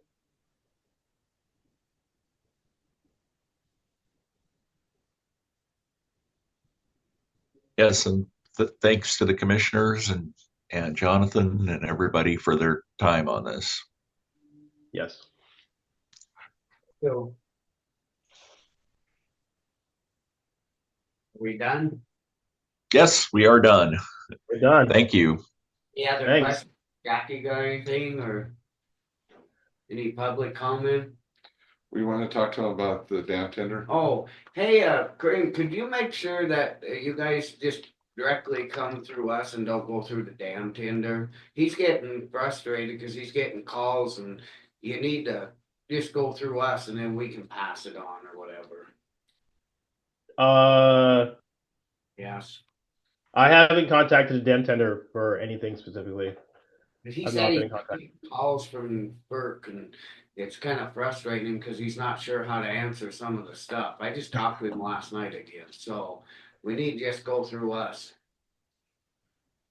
I wonder if that's another office of FERC, because it's definitely not me. I send everything to have been sending everything to Ms. McClure and to Jeremiah. So that might be some other branch. I wonder if it's security. Yeah. It could be. Well, we'll let them know. We'll let them know to go through you guys. Okay. Yeah. Go ahead, Elena. Thank you, Elena Gagliano, from the public that's been involved with this since the beginning. I just would like to know why the dam tender isn't here, listening to this, if he had so many complaints. The other thing I'd like to know is why hydrodynamics isn't here either, since you are dealing with the dam and the powerhouse, and they have control of the powerhouse. And it's interesting that they're not here. I think it's very important that they be here listening to this. Thank you. Thank you, guys. All right, yeah, I think that's your question to answer, so I'm not gonna weigh in on that. Yep. All right, well, thank you. Yep. Thanks, Thanks. everyone. Appreciate Have a your good time. And again, if you have questions, please do not hesitate to reach out to the regional office, and we'll do the best we can to answer those. Sounds good. Thank All right. you. All right, Have a good day. bye. Bye.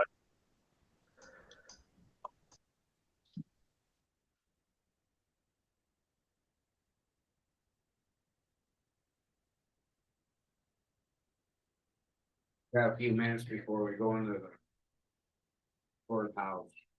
Workshop.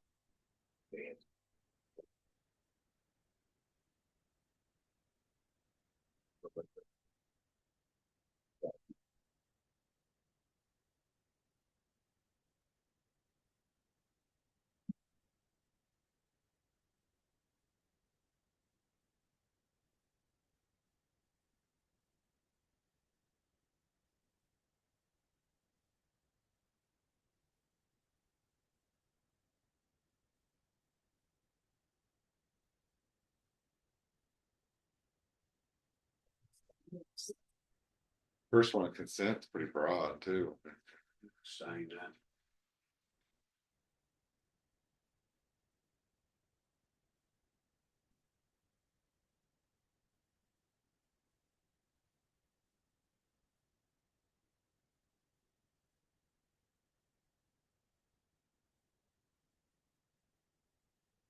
So, I guess throw it in there.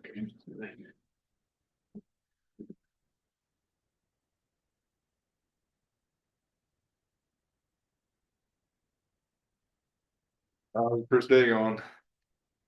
Not bad. Tried to bore you to death. I know, we're calling the first day. I don't know what they were talking about, too many acronyms. Yeah, it's really for engineering, it's for it's for the actual contract, well, the Great West and the contractor who does the.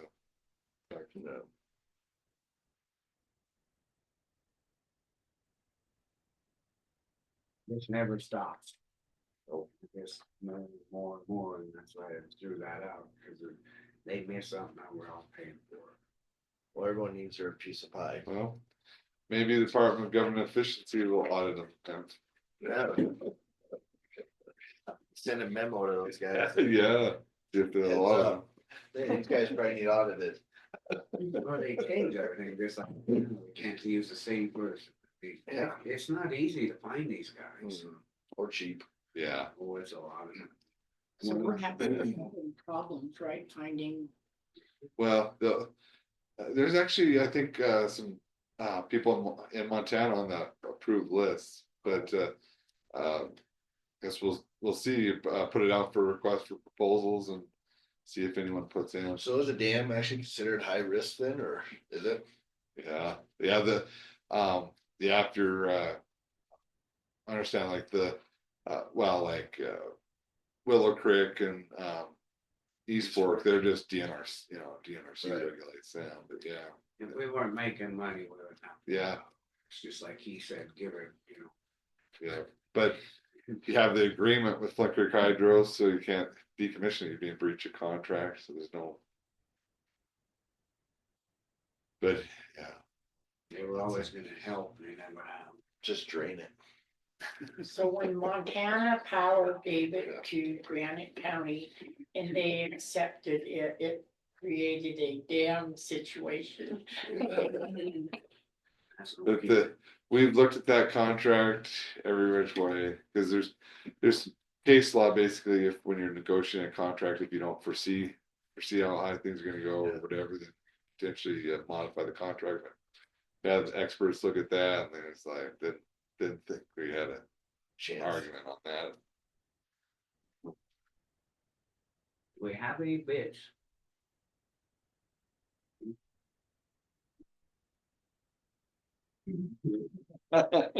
You again? Oh, he's glad you came in. Now we got about 8 minutes. Mr. Adler's the new chair. Well, We're supposed to salute him.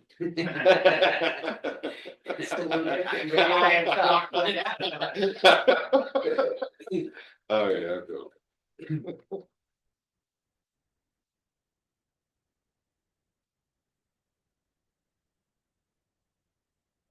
Map.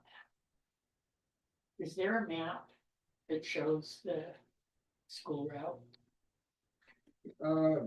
I don't think so, cause they've changed it up, every year it gets changed a little bit, but, like I could ask Marty Saffron, he could give it kind of a. Cause see, one goes all the way to Rock Creek.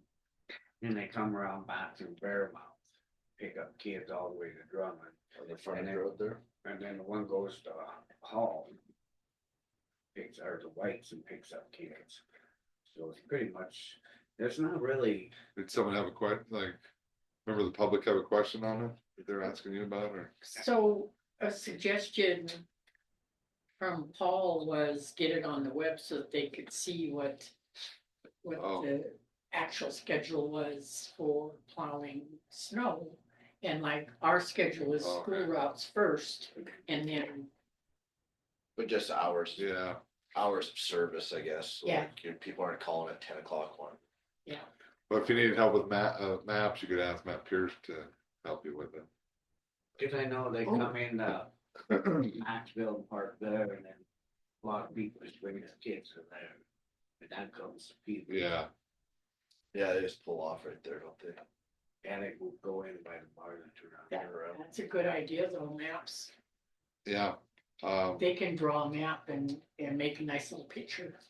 And you can post it to show where the actual bus routes Yeah, are. the superintendents could work with them or. Yeah, you have to Marty. go through them, cause I know they changed some up, you know how they used to go down to Yeah. Chicago and stuff, I don't know if they still go down to Parks and turn around, or if they, I don't know, it kinda depends on Yeah, what kids graduate or. I think there are kids down there, cause I think the mechanics kids are.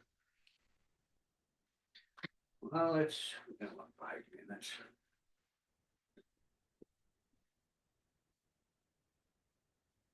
Like I said, though, it's nice to get it out and people can understand, you know. I mean, that's very good. I had like 3 calls yesterday. People complaining about the frontage road.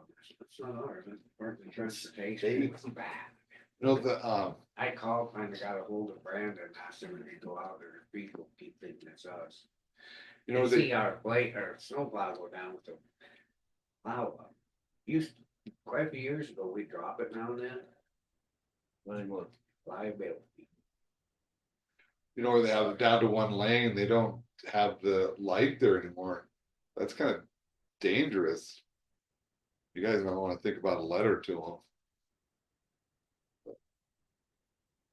Like where Where it goes to one lane. They used to have a light there where, you know, red and green, so you're only one-way traffic, but they removed that traffic light where's that at?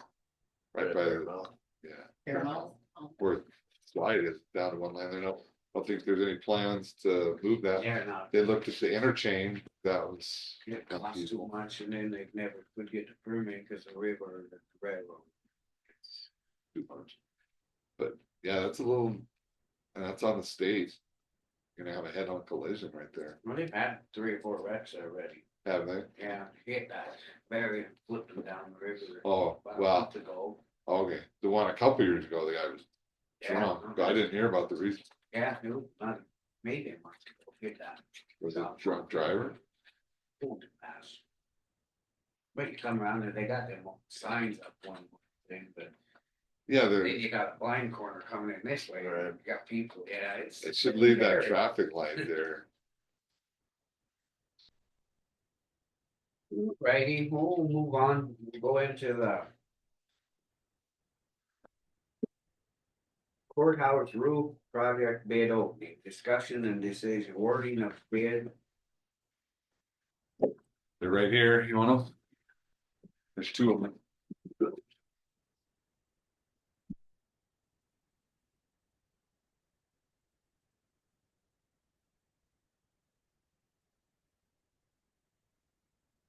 And did you see the email from Slate, where they would like you to table the awarding of the bid, because they need to do some, so could open up today, but they encourage you to table the awarding the bid because they got up to some work they It's need to something to do. do with For the the different. epoxy, Yeah, working out the, if the, underlayment, the wood needs, work, then they have to reach an agreement on that.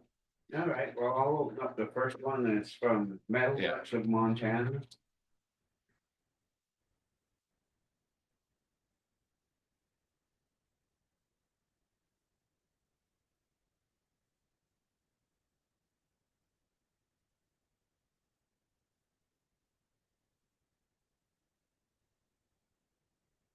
And their bid is, sum of a base bid is $518,002.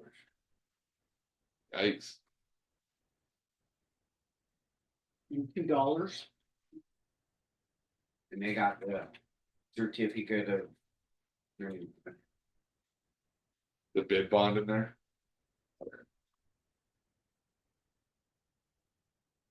Do you want to stamp this too, or just the envelope? I thought we'd put it back in because they want to change it. And you got paid them. I see.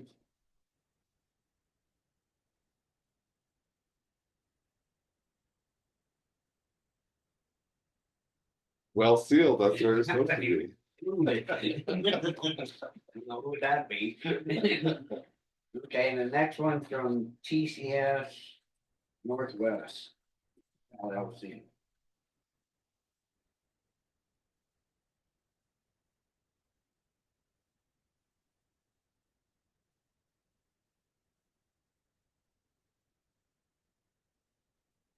Their bid's $573,828.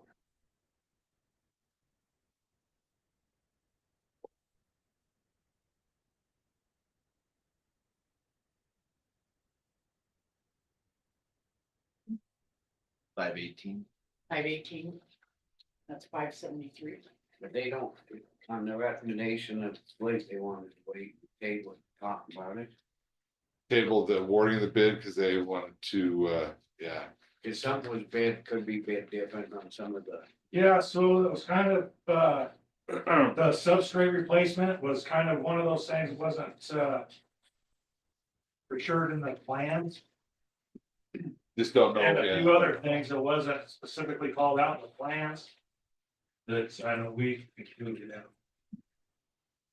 So we'll put it on the agenda for next week, is that what they're saying, William? Yeah, for the awarding of the bids. I'll go over it. In your what was it, 573 with CCF? Yeah, You included the substrate in that? yes. Okay, so that'll have to be looked at. Yeah. And the other one didn't? It's hard to. Yeah.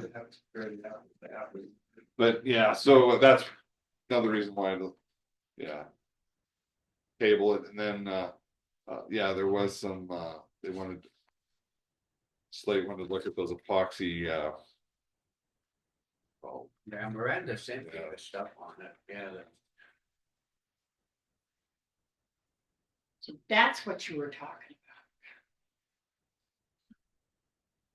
about. I didn't understand when you said it's like once you did it. Epoxy anchors, yeah. Yeah. and then, the bid Substrate. form does not have a line item for our anticipated allowance of re-shelving the damaged portions of the road. You kind of threw it all in, so. That's my understanding. So, Yeah, there was like, yeah, I don't think Montana, Metalworks of Montana included the substrate.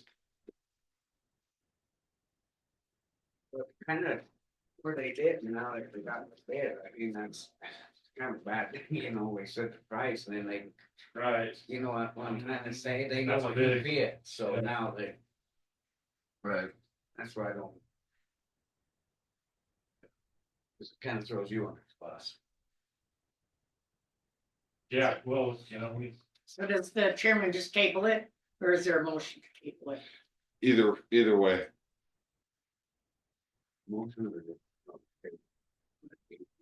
I'll go ahead and table it for next week, we'll get it on the agenda, what time? then we can have to talk to Slate then, but it's just not fair to you now that the bids are out. Right. I guess we maybe should. Yeah. What time? After the closed session, noon. Noon? 12 o'clock, okay?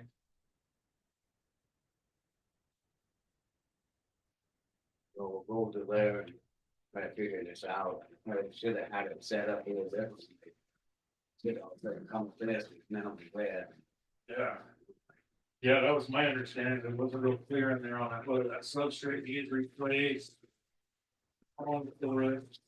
They don't, yeah, they don't know, so that'd be Could put out to, can you do a rebid? What's that? let's let Slate look at it and then we can talk next week about I it. guess I haven't gotten his position Yeah. though, cause now he knows, the other guys know what he bid, and they can come in at 563, Right. so beat his bid, and that's not fair. Right. Yeah. So we'll just table it for next week at 12 o'clock and get this figured out. Yeah, I think we'll go over the substrate thing and then the epoxy anchors. I mean, it seemed like. From what was my understanding, I mean, the epoxy anchors was like almost $75,000 for all the anchors it needs up there.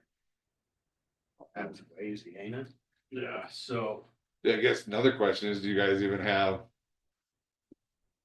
You have sufficient funds to even handle That's the next thing. it, yeah, I mean, these, To handle the whole, the Yeah, whole project, cost. whole Is that what you're project, saying? yeah. good question. Yeah. But, yeah, we'll go ahead and we'll talk about it next week and try to figure this out. thanks. Okay, one question, if it's tabled today until next week, Slate will look at it in the meantime.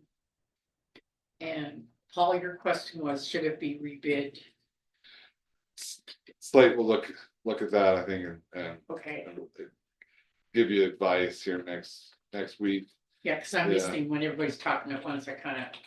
But it's only the wording of the bids that's being tabled. You Yeah. Open them and read them, but apparently there was some confusion there.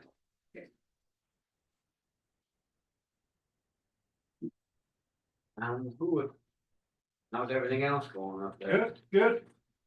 Elevator Just here? talked with the elevator, they're putting it on the semi, getting ready to ship it out, so. Excellent, good news. Uh, Looks nice up there, you're doing a good job. yeah, thanks. Starting Yeah. to come together. Finally getting all the holes patched back in, that feels good. Do you see they put the baby changing station in the men's bathroom, so Granite County's entering the 21st century. They did what? Baby A change. baby changer? Station in the men's bathroom, they were making headway in Granite Are you County. serious? They did Yes, in the men's bathroom, that was in the plan. Baby. It's probably both the, of them? in both of them? it's probably in the code now, Yeah. Yeah. Sure. yeah. That's great. Oh, I'm saying progress. I changed more diapers than the rest of you guys combined. All right, thanks, guys. Thank you.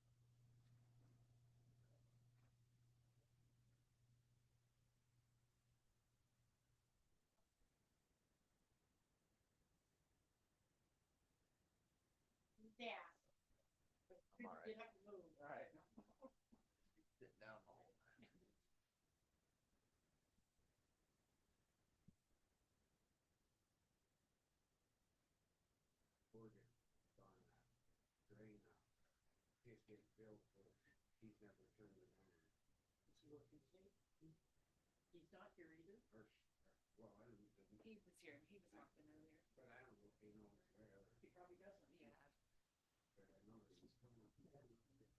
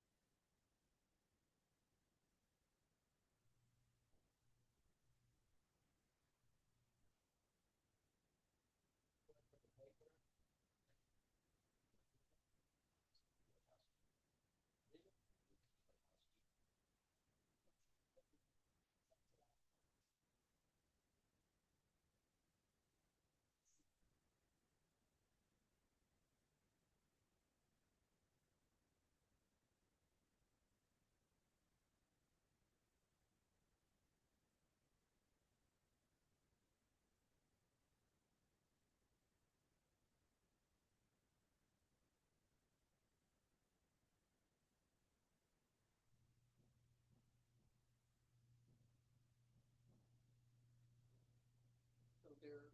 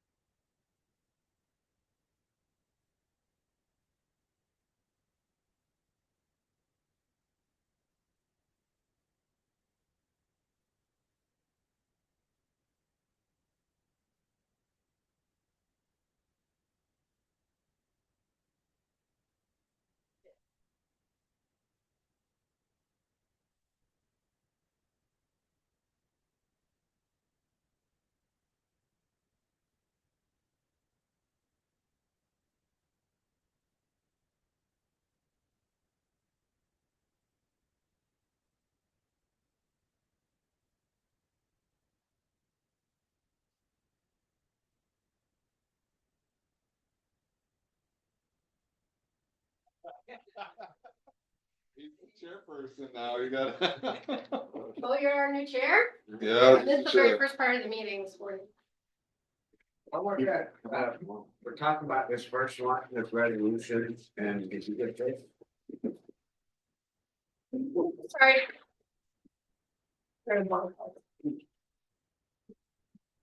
Oh, yeah, yeah. Thank you, though. Joe, you want me to give the background? Sure. So, Oh. like.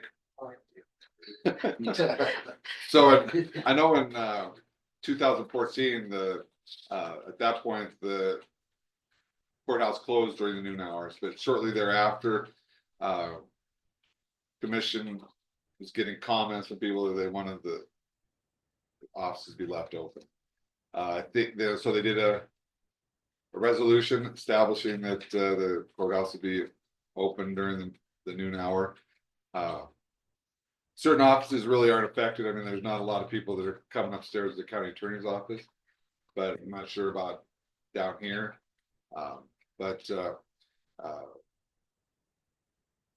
There was a letter from the county treasurer saying that it's an issue with staffing, and asked that it be potentially looked at closer on the noon hours. So there's also a statute that says that county treasurer can close treasurer's office during the noon hour in her discretion based upon the need for well, it sounds like, yeah, staffing kind of an issue there. So guess the question comes to the commission.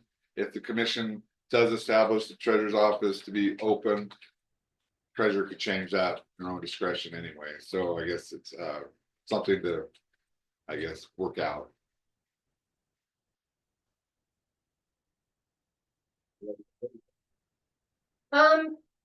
I saw that statute when Mako sent out that New Year's resolutions and reminders. And it actually had been brought up by other treasurers, with a similar issue in other counties in our treasurers group. It is not my preference to be the only office closed in the courthouse. It doesn't make sense to me. Where it gets very difficult is, as you read in my letter, when we have people that need to come in and do certain processes that not everybody has authorization to do or the ability to do. A lot of it has to do with notary, which we do have another notary in the courthouse. So we oftentimes do send them upstairs to do that. But as far as like, there's certain people that cannot process refunds. There's only certain people authorized to do refunds, one on the credit card system, and then also in our motor vehicle system. Same thing with voiding. There's only certain people that can void transactions on our WAC software, as well as in our. So when we run into it, a lot of times it has to do with vacation times. So somebody's working through their lunch hour to cover that time period when we don't have somebody that can do those processes. And I understand this is my office specifically. This is not something that every office has to deal with. I don't know if there's any offices that are leading or trying to encourage in the other way, or what the commission's thought process is on it. I understand having the offices open for our tax base. I don't see as much traffic in our office during the new hour. Now, that's not always. It changes from beginning and end of month. Beginning of month, we do get a lot of new renewals in, but title transactions, I could look at data, like just pull random days or random months to see how many transactions we have during that time period. If you would like me to display that, I could. But yeah, this is just something that my office would. Are titles the bigger issue during the noon hour? I wouldn't say. That's the thing. It's not every day. So, okay. Yeah. I just that wondering if it was open, you could exclude certain things during that during the noon hour that, or they could drop them off to receive later. But just trying to think of creative ways to help you. You guys got comments? What's your? I was not aware of it until just a couple minutes ago. Claudette was the one that awared me of, and Carol's gone today, so I was not aware of this. What? Of Problem. them. Yeah, I yeah, saw this. yeah. And It was not no, brought it's to our good they're office. here because, yeah, you're wanting to hear what Well, that's people have to say. The county attorney's office, we're not very busy at all during. I don't mind notarizing titles during the noon hour. I'm not sure the clerk of court's office is busy during the noon hour. We are typically, 'cause that's usually when everyone else is closed, so we usually do get people during the lunch hour, but not overwhelmingly busy, no. We're busy 24/7. Yeah. So one could be and the others could be left open on their consent, right? That way I'm reading it. I mean, Yeah, well- say that they want to stay open and see what's involved. Yeah, but again, it's a couple different options. The resolution can say everything stays open and then Treasurer Ashley has the power to say our office is closed. Or the commission can just say all of them are closed during the noon hour. Look at that. So, And again, I would not like to follow the idea of we are the only one closed. I don't think it does anything for our taxpayers and our, constituents to have one office closed and everyone else open and being able to operate through the lunch hour. But yeah, this is the one, you kind of brought it up, so I mean, I'm not being rude or something. I brought it up, it's on the They might not want resolution. it. The resolution was on there, so I'm bringing it No, it's to cool. It's what- are you advocating then for all the offices to be closed? Is that, or are you neutral on that? I just know it's right from my office and that's what I'm bringing to you. I don't know that it's right for everyone, but there's only 2 head of offices in here, head of I'm department. not adverse to it closing at lunch. I never have been because of the fact that for 28 years, most of those 28 years we closed for lunch. Mhm. And the general public knew that. And there was only very rare instances when people came up because they didn't know that it was closed and they got a little irate on it. But this has been historically closed at lunch probably for the past 50, maybe even 100 years. I don't Mhm. just, that's my opinion and my comment. And again, we need to kind of hear from everybody. How can you serve it? How can you- I mean, Try to understand what everybody's feeling.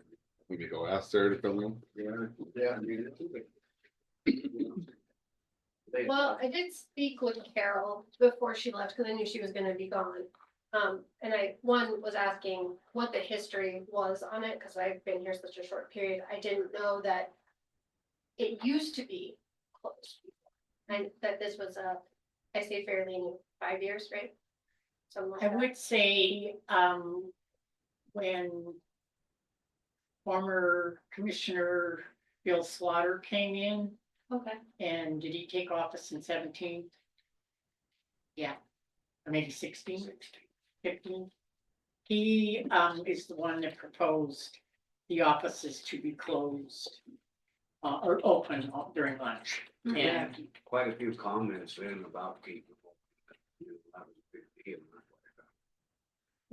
and now we run into where I see that the bank has different closed hours and the post office has closed hours. So like for me, when I'm doing my you can't do office it. things, I have to, if I don't get out of the office by 11 o'clock, the whole day is messed up. So Sarah declined to come in, but she said that generally 4 in the stands of public can come in during those times. So just being more accommodating. What's he saying? Generally 4 having it open, just to accommodate the public. I mean, this is a thing, we're all in this building together, and that's why I told them, they need to come in and voice their opinions. Otherwise, something gets done, and it's like. Yeah, you So your opinion, Wayne? Sorry. What do you think? personally, I'm neutral, but I can see the pros of it being people, there were some people that wanted to come in during the noon hour, then they brought it to the commission's attention. I think, as I recall, it was like Bill Atnoli and Bill and some other folks like that. So potentially, reaching out to them, see if they're still, maybe the public's still really wanting it. So here's my opinion on that. They brought people in that wanted it open. And nobody knew whether or not they wanted it open or wanted it closed. Yeah, I'm just. yeah. There's not that many, I'm gonna be up there anyway, so it doesn't affect me, but, yeah, I definitely, The other appreciate what Ashley's saying. The other thing I would say is that, having that statute in there for the treasurer's office specifically, one thing we don't want to do is use that without proper notice. So say that there is a day where it's down to one staff member for the whole day in that office. It's really, it happens. It's not good practice. It's not what I would like to see happen. We could exercise that code and close for that period of time on that specific date. I don't like that idea only because of the fact that it doesn't give anyone proper notice. So that is an option for us. Meaning there could be someone that's planning to come up and then come up and they see the note, Mhm. get frustrated. Yeah, and I mean, Well, I would be, if I was a person coming in to do something that, You're not gonna keep everybody happy. well, There's gonna be No. people that come. Yeah. What the, I mean, it don't make no difference to me, But, told. well, either way, however the commission acts, you still have that discretion to do it. So just got, Public comment then, or yeah. Any public comment?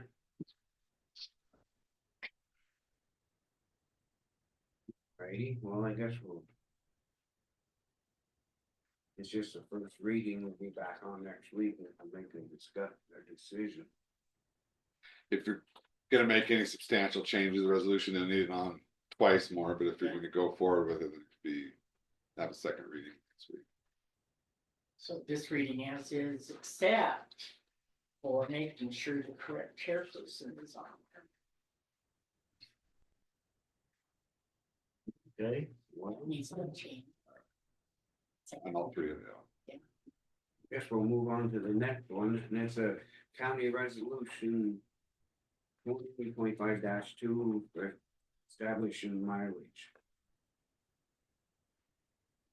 Public comment went up to 7. Yeah. Public comment on this one? is this the set mileage across the board? So if this is for, anytime you're using your personal vehicle to do, at any time, right? Cause I know that there's been discussion before that there's a set rate for if the county vehicle is available versus if it is not, and you Get the choose. sentence. So that's that was something that we set, that the Yeah, county vehicle, and if you choose to use it and it's available, then mileage is Reduced. down to, and it's in the statute with. Yeah. Does that have to be in there? I'm trying to think, I thought you guys had a separate policy on that, but I need to look. Yeah, I can't remember, I was thinking it was as is, or if you wanted to, you put it on. It's up to you. Let's see. So anytime you need to go someplace and you need to use your vehicle, if the county vehicle's available, use that over your vehicle. And if you choose not to, if it's available, then the mileage is, Reduced. it's reduced, yeah. So that's how that works. But if it's not available and you need to go, you need to take your vehicle, it's 70 cents a mile. So would the Oh, reduced okay. rate change as well, I guess I should have worded The- it that way. The statute changed it to, if you decide to use your own personal one, 48.15% of the mileage rate. So about half. And that's set by statute. By statute, that's Yeah. what we follow. So I think we followed the statute, right? Yeah, Last year. yeah. I don't know if there were a lot of employees doing that, but that's just their. I think they use the county The vehicle a lot. county via that traverse is great. Righty, is there any other public comment on the mileage? And then the lodging? And per diem for business travel. It's a little different than the state because you're given more for the Yeah, dinner. So it's, with the state, they only allow the state rates, but it's always been Granite County's policy to do, try to get state rates, but if you can't, there's a lot of times they don't do state rates. So it's always been Granite County's policy to pay actual, to pay, we don't go by just state rates. Okay, that was a question I did have, coming up for this next year, we're talking a lot about in the treasurer's group, the rates for hotel setting convention and trainings, certification school. They are having a very hard time getting any hotels to offer state rates anymore. That's been going on a lot. Yeah. Wow. It's been about anywhere from a $30 to $50 a night difference. yeah, so statute or the resolution covers that. Righty? Well, we'll move on to the next resolution, it's 2025-3, this is a resolution setting daily rate for the jail. That's upsetting. Don't they Well, state. The sheriff's been, going with what the state will pay, and that's $82.80 per day for, if say there's a DOC inmate in there. So he's just considering that what the rate is, and that's reasonable.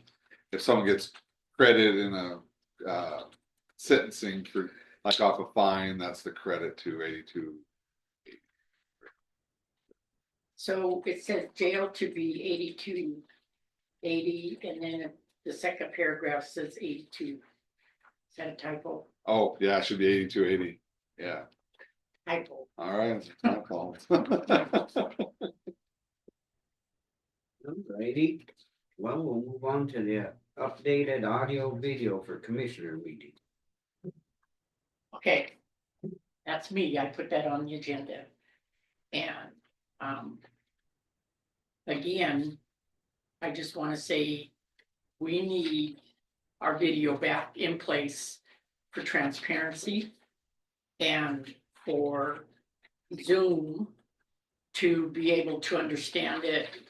Because if you're out there and you're on it and you can't see anything, it's hard to understand. And I know the reason that you don't want to is you don't like people making comments on expressions, but I think we need to do this for transparency so that everybody is there and people can see and can ask questions. And this quote is an owl, which is, it centers on talking to, or centers on looking at the person speaking. Smart software. And I think too, that if we go back and set this policy that we need to be on video and we need to be recording, and we know that recording has to be, we have to do the recording. But I think we've got the capabilities of video and we need to video whether we don't like the person's comments or, that didn't happen, but from what I understand, only once, and to the former commissioner, and I think we need to buck up and say, okay, but also have a policy where, and we can do this, where mics and video is on before anybody speaks on Zoom. Where they black out, they have to be, and we can do that. We can make them, okay, if you want public comment, your mic and your camera has to be on too. And we can't really do that if we don't have our cameras on. So that, I would like to make a motion that we go back to video and recording. Where all the commissioners are on. Where all the commissioners are on, you can either do that camera back up there or, and then get an owl and it'll, we also need are you having a hard time hearing? And so in this quote, there's a better mic. Yeah, it's an extender. Yeah. So I think we need to get the technology up. And I think, I truly feel that we all need to be on camera. Is this just a one-time fee? Yeah, that's what it's gonna cost, yeah. To upgrade. And the owl in itself, I don't know if we need that or if the owl can just go around. So you wouldn't, your face wouldn't be on. And I know I know where you're at, but I think. That's just my opinion. I mean, Yeah. I can say it. I'm just waiting, let you finish. This one can be hooked up to the Yes. one on the wall, can be hooked up Yeah. to Zoom. Yeah, it was hooked up to Zoom and it centers and it's got the 3 here, and with the owl would center on someone speaking. Where the person and on Zoom can see that person speaking. So that's your motion? I don't know how to make the motion. Is there discuss, I'd go with discussion before motion. Your opinion? I'm against it. You already do that, so. I And the guess reason you're against it? After the contact, The reason? same as people. Well, different you need to conflict and voice What's it. happened in that on there in a way, no, I just don't wanna be video. I don't think I have to. Just me. I do agree we need better sound. I do understand that. But I'm not agreeing with video. Well, I think, I'll make the motion that we need. Do you have a comment? Well, I was just kind of wondering, I mean, like, if people want to be in or listen to the meeting, can't they show up also? Yeah, well, that is, but we're on Zoom and the capabilities are there, and Right. so. A lot of this was started because of COVID, and that's why it was Yeah. coming, so we went to that. But I'll tell you, after what's happened on there, I'm just totally against it. I do agree with making better sound systems, so they hear us better. Video, I'm not for. I'm definitely for Zoom because I think it helps people Yeah, be able to they can't participate. make it. Yeah, can't make it, and it helps a lot of times when you have presenters from other. But whether you're for sure you have to be audio recorded, but guess I don't have an opinion. If I was a commissioner, I wouldn't mind being videotaped, but I understand your points. So is this for a decision or for? Well, there, a motion needs to be made, I guess. I make a motion that we go back on video and update our quality and technology and mics for to be on video and recording With the purchase of the owl. with the purchase of the owl. Second,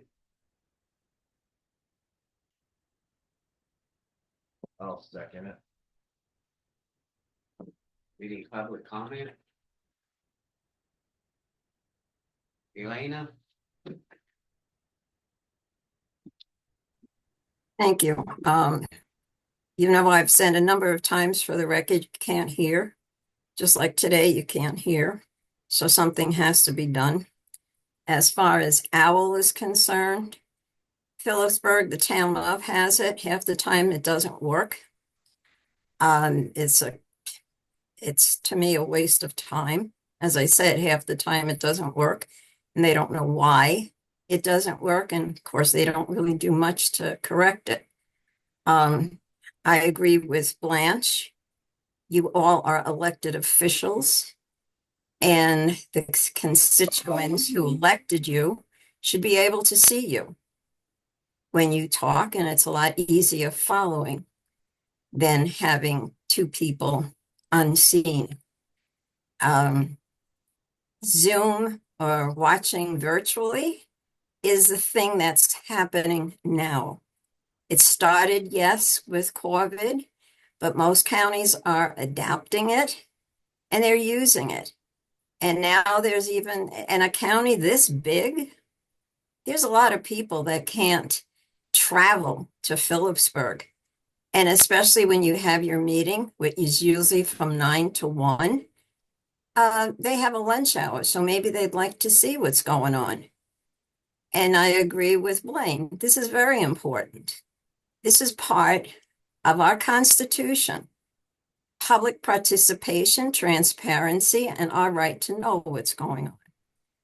It's our money you're spending. And there are other systems. I've checked with other counties, is an interesting one. And I'll send the information to Miranda so she can look into them, since she is the administrator. And again, thanks Miranda for, trying to make this a more informative way of watching the meetings. Go ahead, Blanche. Do I need to amend it and this motion to include the fact that policy will be everyone that is on Zoom, mics and video will be on? Yeah, that was implied in your motion, that Okay. the whole commission would be on video, and that Okay. you'll improve the And sound and the video with the owl. I think And that could the be one thing clarified. that can be noted is when we start up, that telling the public mics and video on if you want to make a comment. And that means everyone, that means out in Zoom. land. Yeah, that'd be a separate. Is that a separate That'd be thing? a separate motion. Probably even a separate agenda item if that didn't get on the agenda. Yeah, I'd do a separate agenda item on that next Okay. time, then if you're Okay. considering next, I don't Do you think you're gonna. agree with that? So the motion been made, the second, any other public comment? Ashley Todd, Granite County Treasurer. I do think that if nothing else, the mic situation does need to be addressed. I turned closed captioning on during the meeting so that I can actually understand what everyone is saying. Because I can hear, usually I can hear the commissioners pretty well, but anyone else in the room, it definitely does not pick up. We've always had problems that we want different speakers. Remember Mike got stuff, and I mean, we had stuff sitting, but then it started interfering with all the other stuff. Mhm.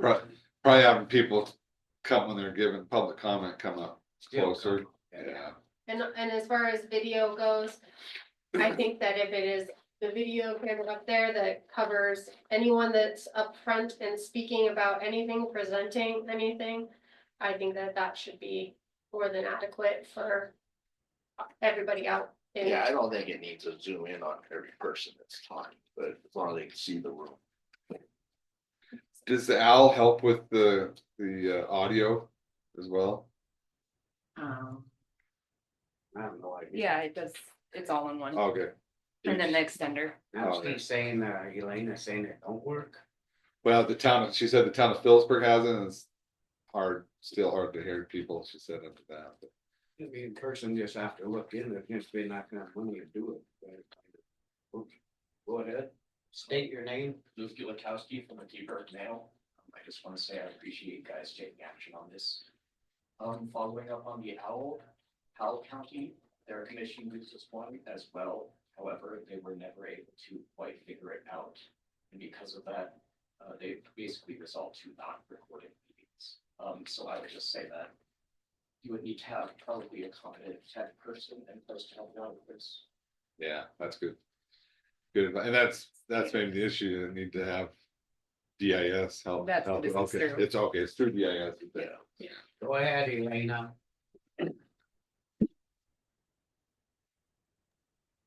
From Something happened to you. Thank you. Again, I can't hear, so whoever raised their hand in the public, I couldn't hear at all. It's where the microphones are being placed. Right now, as we have it, Granite County host is the only one that has the microphone that's working, and I assume that's Miranda. who has the mic on, so you can't hear people. And if you want to see how OWL works, the town of Phillipsburg is having a meeting tonight. And they have Zoom and they also have the OWL. And if you have time, you can check into it and see. I'll be there. I'll be calling them ahead of time to make sure it's going to work. We'll see. So that's my comment. Thank you.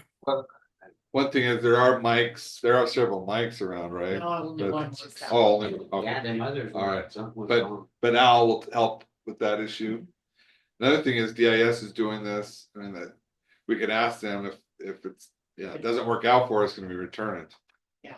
If that's Yeah. the, So, all in favor? Aye. Against? Me. I'm against it. Big eye from Scott. Motion carries. Against, I mean, big nay. it's nay. Nay.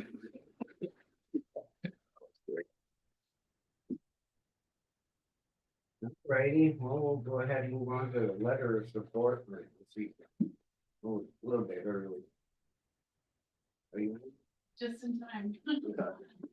How's it going, everyone? Ashley. Thanks. So my name is Anna. I'm from the Granite Headwaters Watershed Group. I've been with them for just about 10 months now. So just for those of you guys who aren't quite familiar, we are not a 501c3. We are a subcommittee of the Conservation District. So all of our money and all, especially for federal and state grants, gets funneled through them, and they are our sponsors. So they have approved our proposal for this watershed management grant for the DNRC, and I'm just looking for letters of support from the community. So if you guys have any questions, feel free to direct them at me. Yeah. Questions? Great. And just so you guys know, in the future, if there's anything, we're kind of trying to amp things back up, being without a coordinator for a long period of time. And so just trying to get our face back out there and trying to get some more projects going. So if there's anything that we can, even small things that we can collaborate with you guys in the future, we'd love to do so. So yeah, anything that we can support. So yeah. So we need a motion. I'll make a motion that we have a letter of support to Granite Headwaters Watershed Group, the NRC Watershed Management Grant Program. Second. Any public comment? None, all in favor? Aye. Well, thank you guys very much. I appreciate your time. We'll keep that out to you. Oh, perfect. Thanks. Yeah, and if you just send it right back to that email that I sent. Perfect. Well, thank you guys very much. I appreciate your time. Have a good day. Thank you.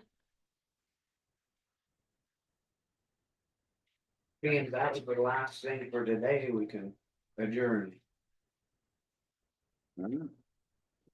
Good.